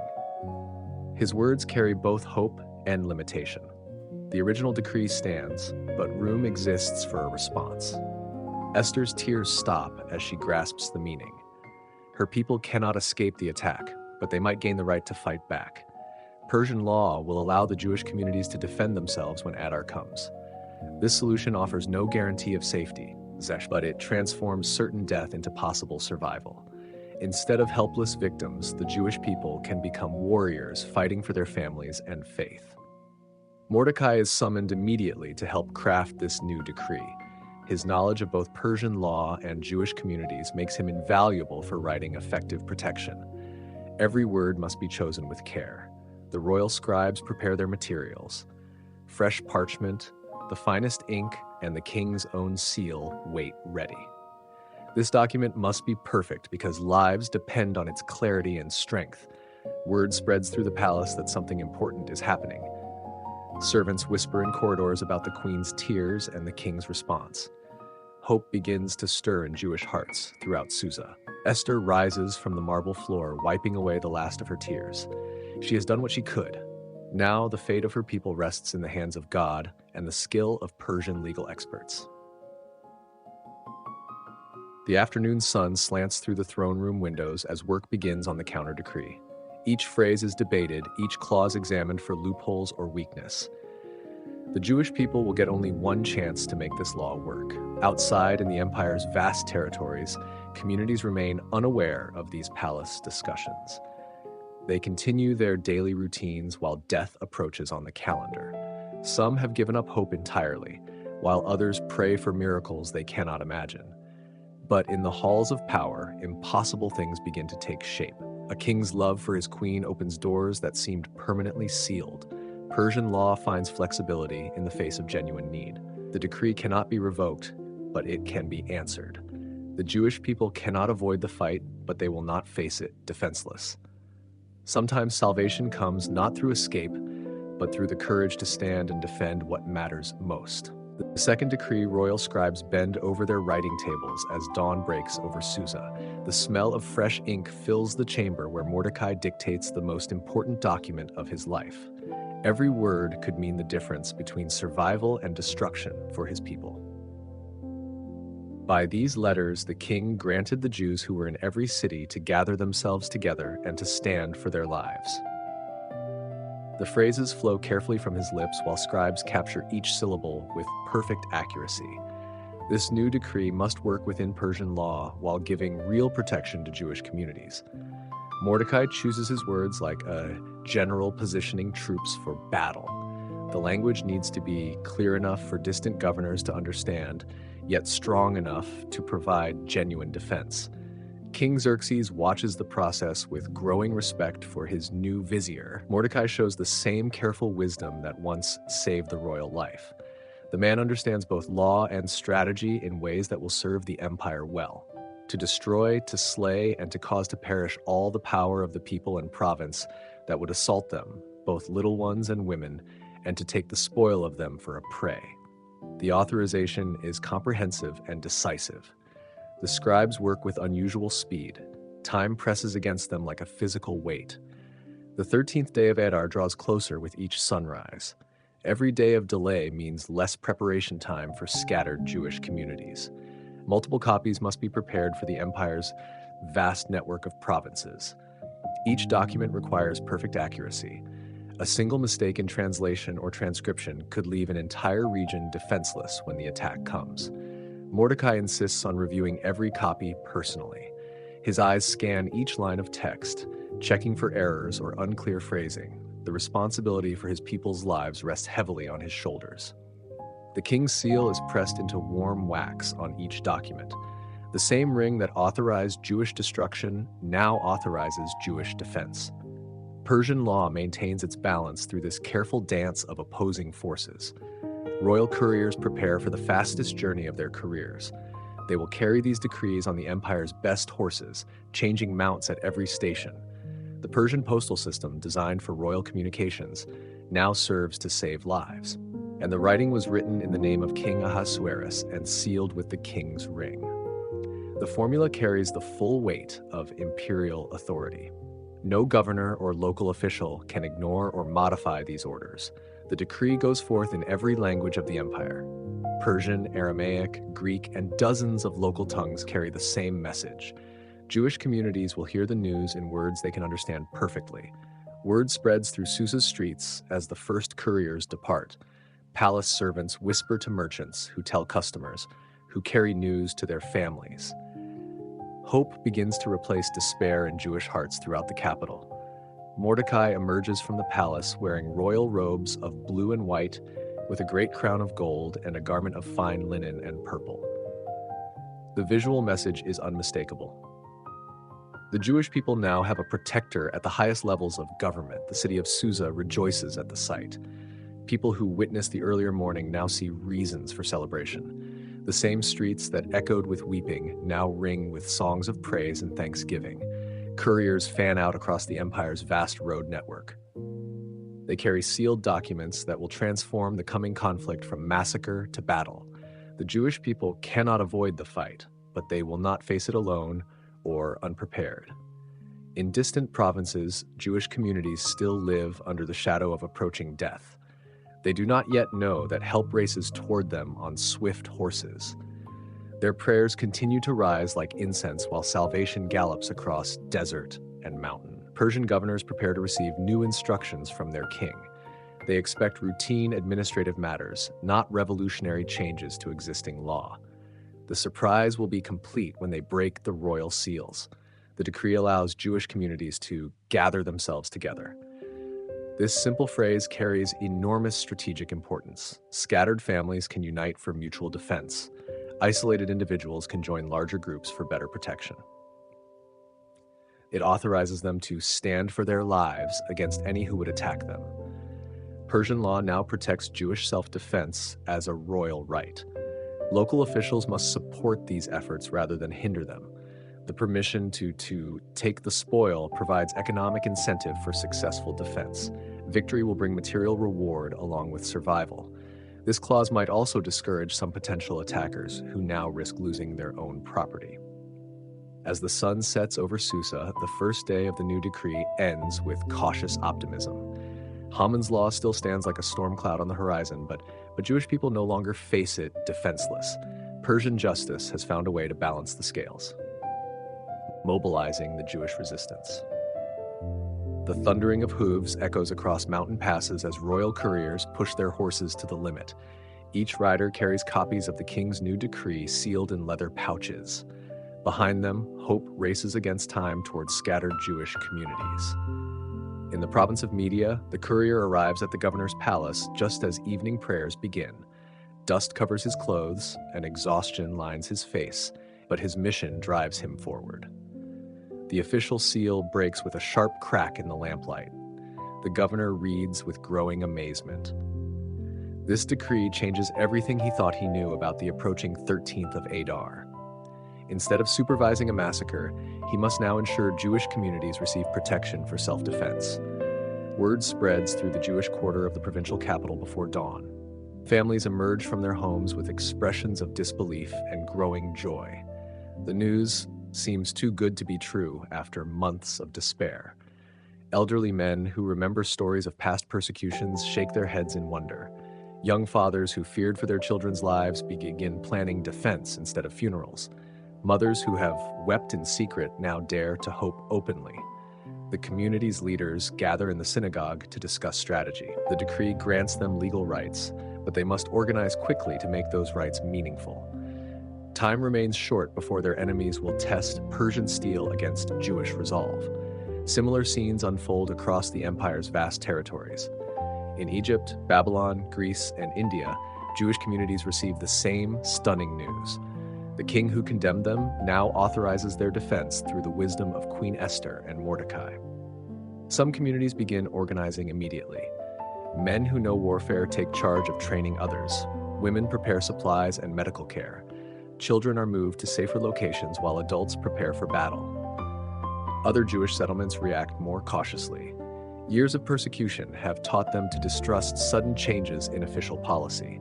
They study the decree carefully, looking for hidden traps or dangerous loopholes. But the document's language leaves no room for doubt. The king's seal carries absolute authority throughout the Persian Empire. Local officials who ignore these orders risk their own positions and possibly their lives. Persian governors find themselves in awkward positions.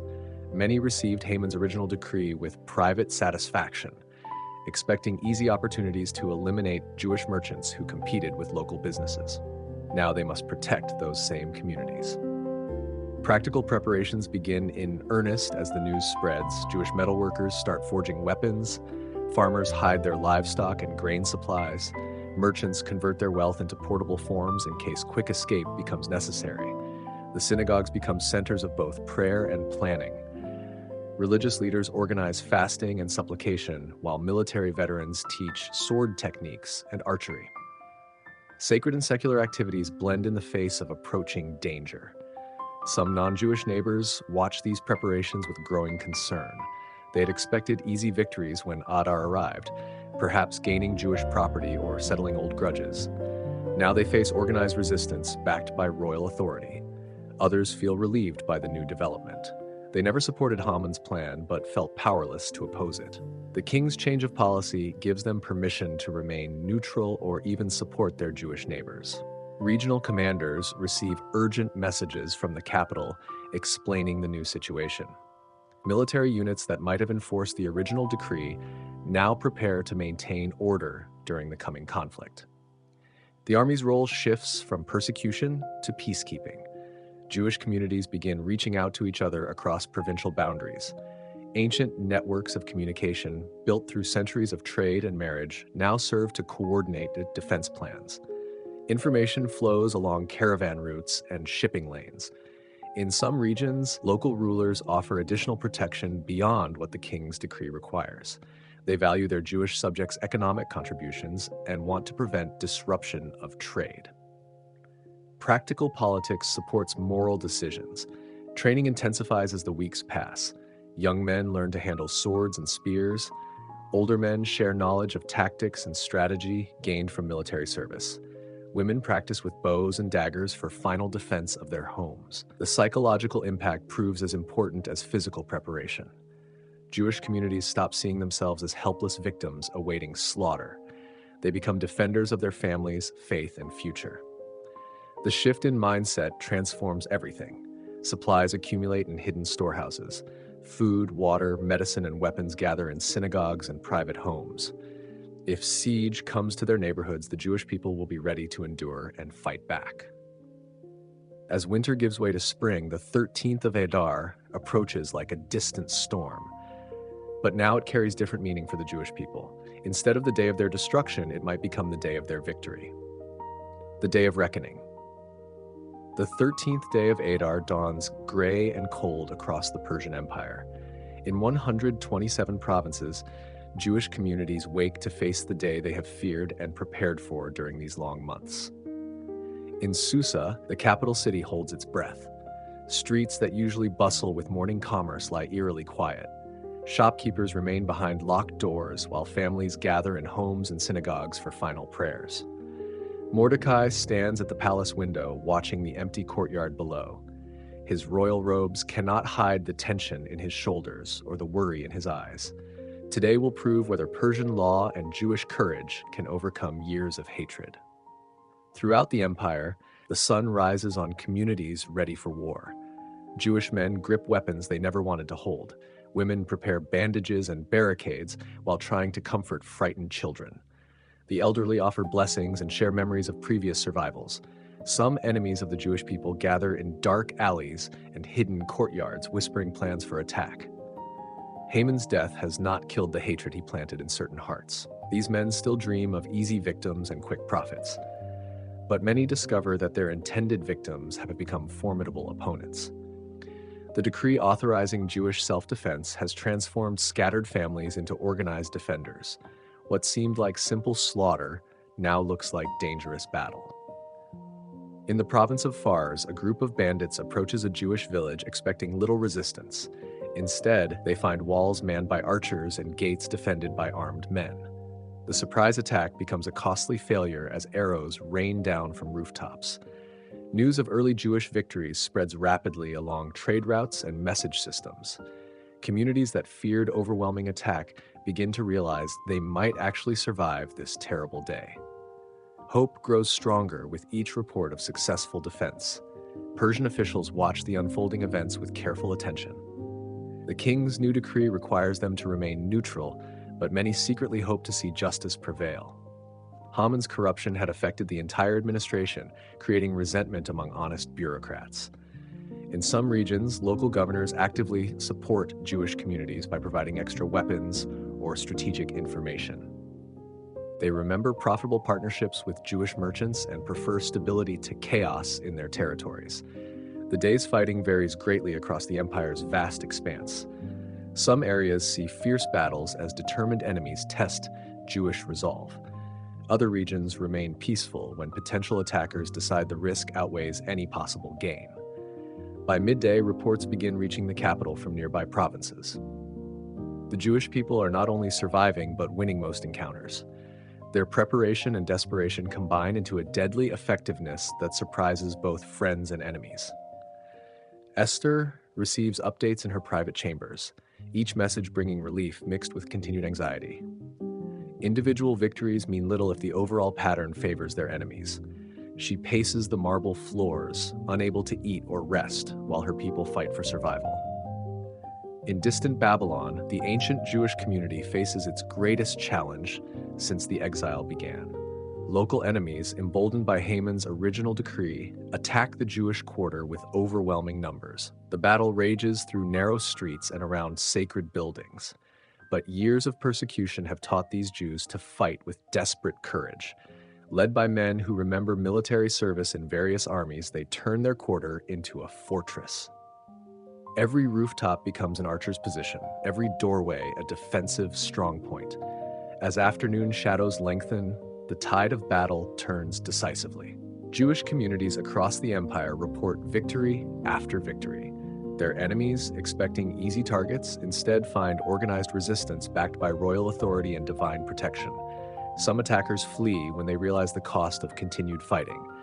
Others surrender when surrounded by superior Jewish forces. A few fight to the bitter end, driven by hatred stronger than common sense. The Persian postal system carries news of the day's events towards Susa with unprecedented speed. Governors want the king to know immediately how his decree has affected their provinces. The reports paint a picture of justice triumphant over oppression. Regional commanders send their own assessments to the palace. Military professionals, they recognize the skill with which Jewish communities organize their defense. What began as potential rebellion has become legitimate self-protection under royal law.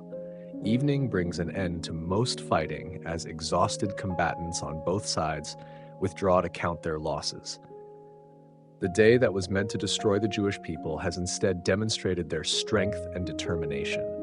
In synagogues throughout the empire, communities gather for prayers of thanksgiving. They have survived the worst day in their recent history. Tomorrow, they can begin rebuilding their lives without the shadow of legal destruction hanging over them. The festival of Purim is born. Victory celebrations echo through Jewish communities as the 14th day of Adar brings confirmation of their survival. Messages pour into Susa from every corner of the empire, each one telling the same remarkable story of triumph over seemingly impossible odds. Mordecai sits in his office reviewing reports from provincial governors. The numbers astound even him. Jewish communities have not merely survived, but achieved decisive victories throughout most of the Persian Empire. Their enemies lie dead or scattered, their threat permanently broken. But victory brings new responsibilities. The Jewish people need guidance on how to commemorate their deliverance. Should they simply return to normal life and forget this terrible period? Or should they establish lasting traditions to remember what God accomplished through human courage? Esther joins her cousin in discussions about the future. Both understand that this moment represents more than military victory. The Jewish people have experienced divine rescue in a way that demands lasting memorial. Future generations must know what happened on these crucial days. They decide to establish a new festival celebrating their deliverance from destruction.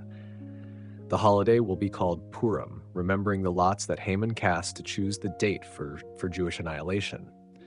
What was meant for evil becomes the foundation for joy.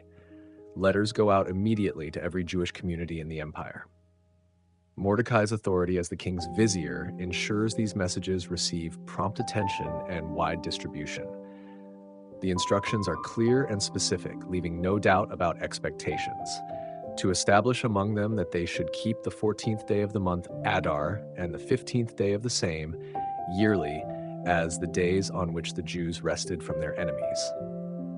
The festival will mark both the victory and the peace that followed. The celebration will include specific traditions designed to remember all aspects of their deliverance. Families will feast together, sharing food and joy in thanksgiving for survival. Rich dishes and fine wine will replace the fasting and mourning of recent months. Special attention must be given to the poor and needy during Purim celebrations. Communities will send gifts of food to those who cannot afford their own feasts. This sharing ensures that everyone participates fully in the national rejoicing. Children will hear the story of Esther's courage and Mordecai's wisdom during special gatherings. The tale of the beautiful queen who risked everything to save her people will inspire future generations facing their own challenges. The festival will also remember Haman's downfall as a warning against pride and hatred. His name will be mentioned only to curse it, while the names of Esther and Mordecai receive honor and blessing.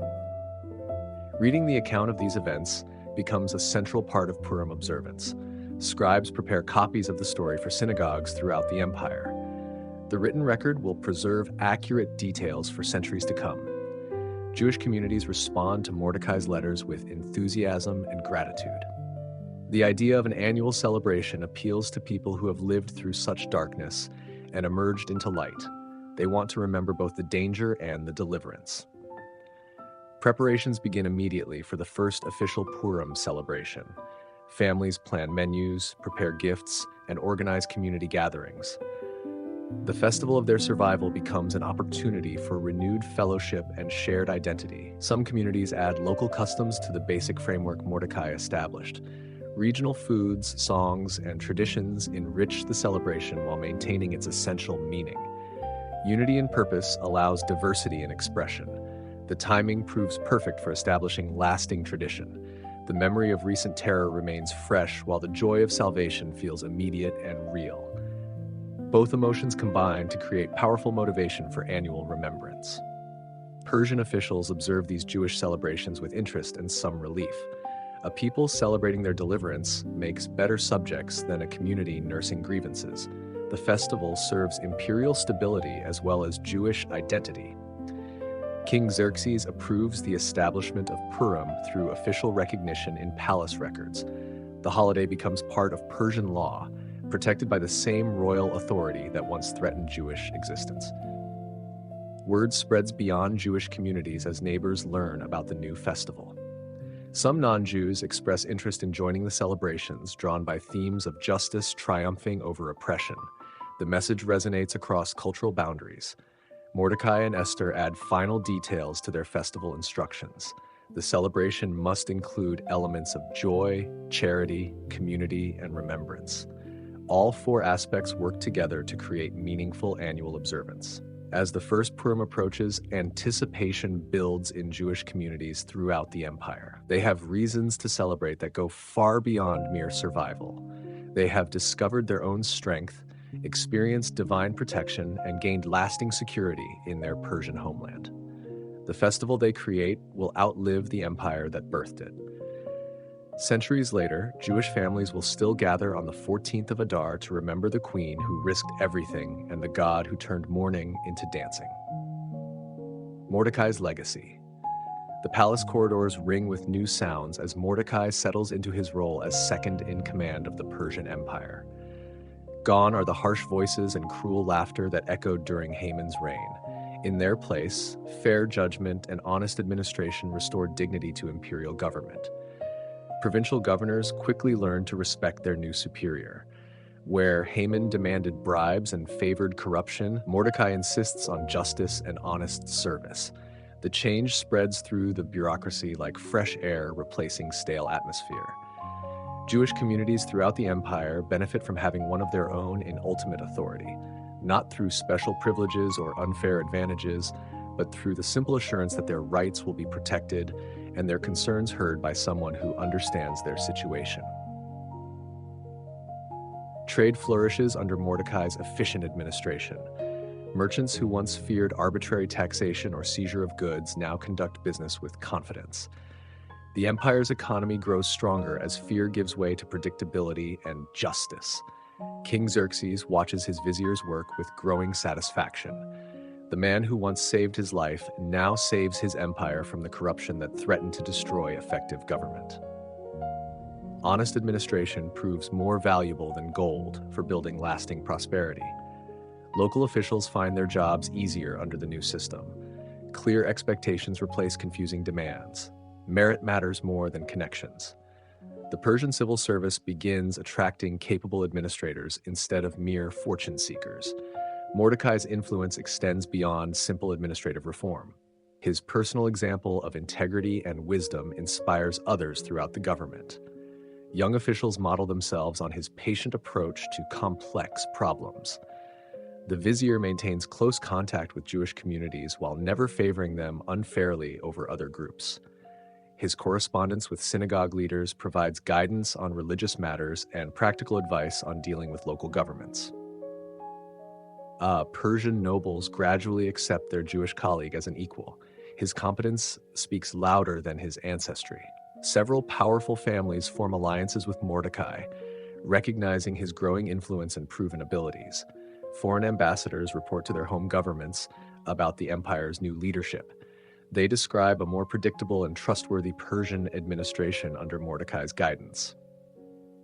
International relations improve as other nations gain confidence in Persian reliability.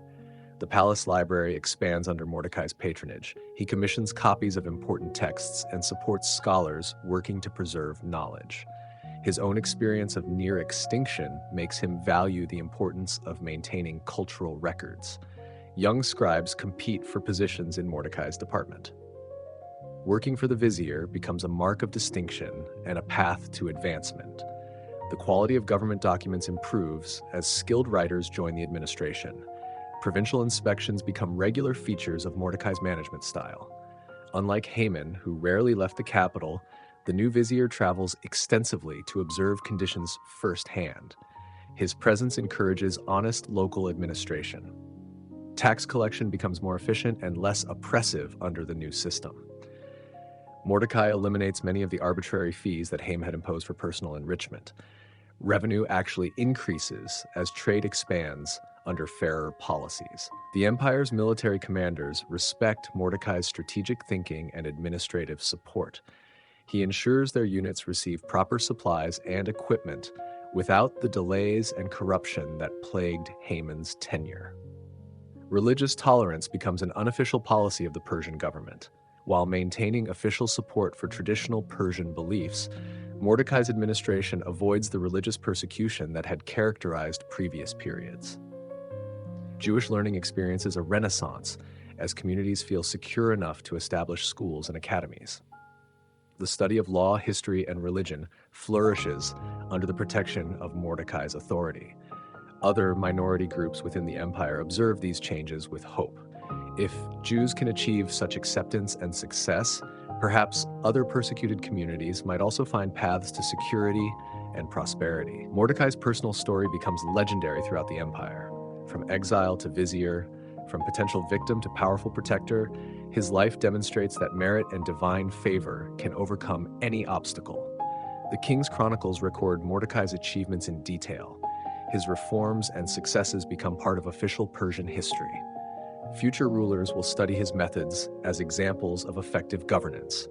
Years pass, and Mordecai's reputation only grows stronger. He becomes known throughout the ancient world as a symbol of wisdom in leadership and justice in administration. His influence shapes Persian policy long after his initial appointment. The Jewish people prosper under his protection while maintaining their distinct identity and traditions.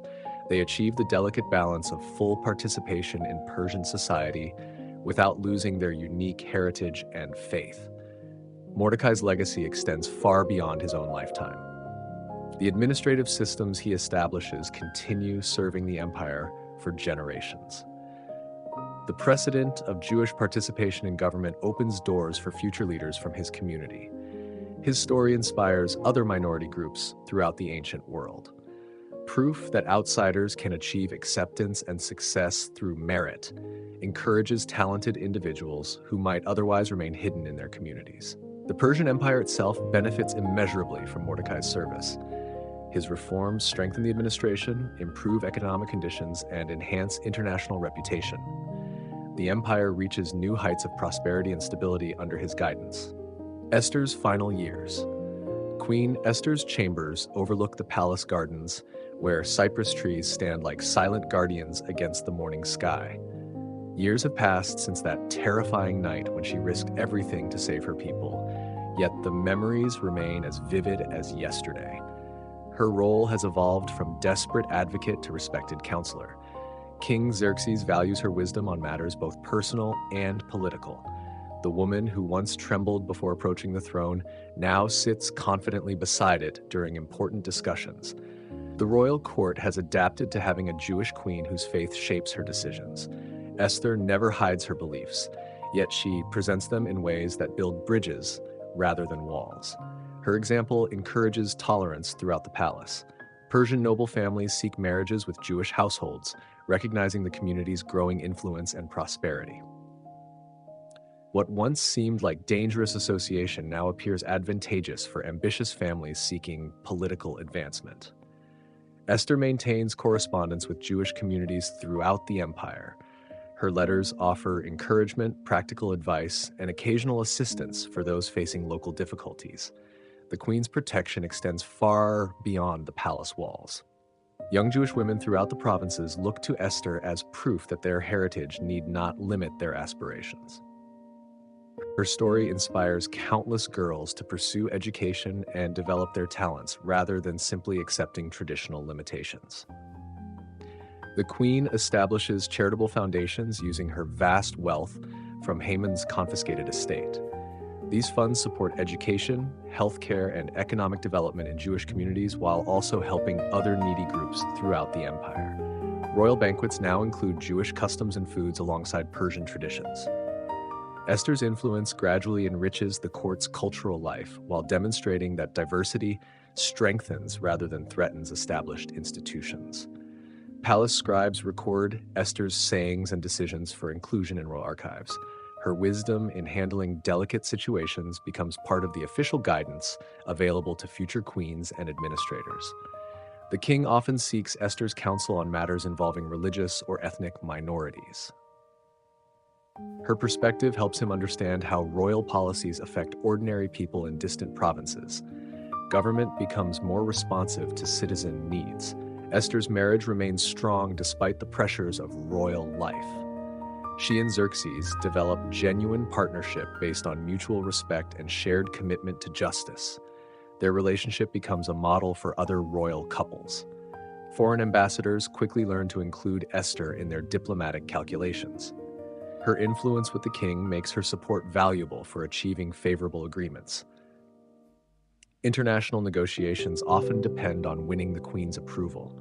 The palace library expands its collection of Jewish texts under Esther's patronage.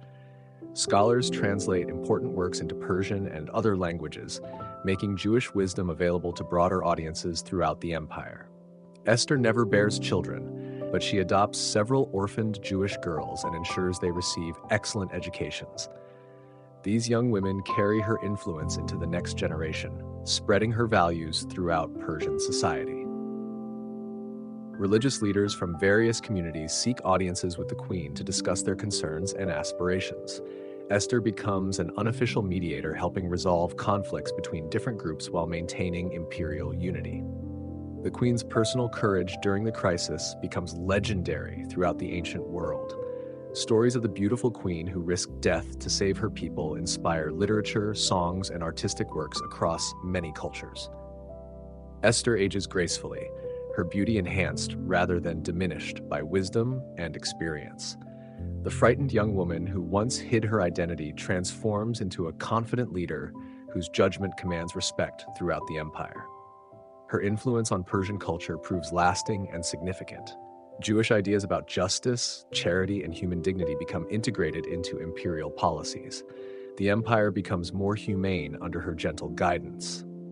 Palace servants and officials develop deep loyalty to their queen. Her kindness to subordinates and fair treatment of all people creates an atmosphere of mutual respect rarely found in royal courts. Esther's faith remains central to her identity throughout her years as queen. She maintains Jewish practices while adapting them to royal circumstances. Her example shows that religious devotion and public service can strengthen each other. The queen's diplomatic skills prove especially valuable during international crises. Her ability to find common ground between opposing viewpoints helps the empire maintain peaceful relations with neighboring powers. As years accumulate, Esther begins planning for succession and the continuation of her reforms. She trains younger women in the arts of leadership and politics, ensuring that her influence will outlive her own active participation in government. Persian historians begin writing accounts of Esther's reign while she still lives. They recognize that her story represents a turning point in the empire's treatment of minorities and the role of women in government. The queen's later years bring the satisfaction of seeing her people prosper, and her values take root throughout Persian society. The frightened girl who became queen through circumstances beyond her control leaves behind a legacy of courage, wisdom, and compassion. Outro and Legacy of Esther. The scroll closes on one of history's most remarkable stories of courage, conquering fear, wisdom overcoming hatred, and divine providence working through human bravery. Esther's tale echoes across centuries, speaking to every generation that faces seemingly impossible challenges. In synagogues around the world, families still gather each year when Adar arrives to remember the queen who risked everything. Children hear how a young woman's faith and courage saved an entire people from destruction. The festival of Purim keeps her memory alive through celebration and storytelling. The lessons of Esther's story transcend any single culture or time period. Her example speaks to anyone who has felt powerless in the face of injustice or wondered whether individual action can make a difference against overwhelming odds. She proves that ordinary people can achieve extraordinary things when they find the courage to act. Modern readers find relevant themes throughout her narrative: the abuse of power, the danger of hatred left unchecked, the importance of speaking truth to authority, and the value of cultural diversity all resonate in contemporary society. Her story remains as current as today's headlines. Esther's identity crisis speaks to countless people who struggle to balance competing loyalties or feel caught between different worlds. Her journey from hidden identity to proud advocacy offers hope to those who fear revealing their true selves might cost them everything they have gained. The Queen's strategic wisdom provides timeless lessons in leadership and diplomacy. She demonstrates how patience, timing, and careful preparation can overcome seemingly impossible obstacles. Her methods teach that intelligence often succeeds where force fails. Her relationship with Mordecai illustrates the power of mentorship and mutual support. Their partnership shows how different generations can work together, combining youthful energy with mature wisdom to achieve goals neither could accomplish alone. The reversal of fortune that characterizes Esther's story has inspired countless other narratives throughout world literature. The theme of justice ultimately triumphing over oppression speaks to fundamental human hopes for fairness and meaning in existence. Religious communities across traditions find inspiration in Esther's example of faith under pressure. Her willingness to risk everything for her beliefs encourages others facing persecution or discrimination. She shows that spiritual conviction can provide strength for political action. Women throughout history have looked to Esther as proof that female leadership can be both effective and morally grounded. Her combination of beauty, intelligence, and courage challenges stereotypes, while demonstrating that different types of strength can all serve important purposes. The Persian Empire that provided the setting for Esther's story eventually fell to other powers, but her influence continues. The precedent she established for minority participation in government and the protection of religious freedom helped shape later civilizations. Scholars debate various aspects of Esther's story, but its central message remains clear and powerful. When people of conscience choose to act despite personal risk, they can change the course of history. Individual decisions matter in ways that extend far beyond immediate consequences. The arts have drawn repeatedly on Esther's story for inspiration. Paintings, sculptures, operas, plays, and films have retold her tale for new audiences. Each generation finds fresh meaning in her ancient example of courage under pressure. Educational institutions use Esther's story to teach lessons about leadership, ethics, and social responsibility. Her example demonstrates how personal integrity and public service can reinforce each other rather than creating irreconcilable conflicts. Modern Israel includes Purim among its national holidays, connecting contemporary Jewish identity with ancient memories of survival and triumph. The queen, who lived in Persian exile, continues inspiring a people who have returned to their ancestral homeland. Holocaust survivors and their descendants find particular meaning in Esther's story of rescue from attempted genocide. Her example provides both historical precedent and spiritual comfort for those whose families faced similar threats in more recent times. Civil rights movements around the world have drawn inspiration from Esther's willingness to challenge unjust systems. Her strategic approach to creating change through legal and political channels offers alternatives to purely confrontational methods. The annual reading of Esther's story during Purim celebrations maintains its power to surprise and inspire. Even people who know the ending find themselves moved by her courage and amazed by the dramatic reversals that characterize her narrative. Interfaith dialogue often uses Esther's story as common ground between different religious traditions. Her themes of justice, courage, and divine providence resonate across theological boundaries while respecting particular beliefs and practices. The Queen's legacy ultimately rests not in the wealth she accumulated or the power she wielded, but in the lives she saved and the examples she set. Her story proves that history belongs not only to the mighty, but also to the brave, not only to the powerful, but also to the faithful. As long as people face difficult choices between safety and conscience, between personal comfort and public responsibility, Esther's story will continue speaking to human hearts. The young woman who became a queen and saved a nation reminds us all that we are capable of far more than we imagine when we find the courage to act on our deepest convictions. The scroll may close, but the story continues wherever people choose courage over fear, wisdom over hatred, and hope over despair. Esther's legacy lives on in every act of moral bravery, every stand for justice, and every refusal to let evil have the final word.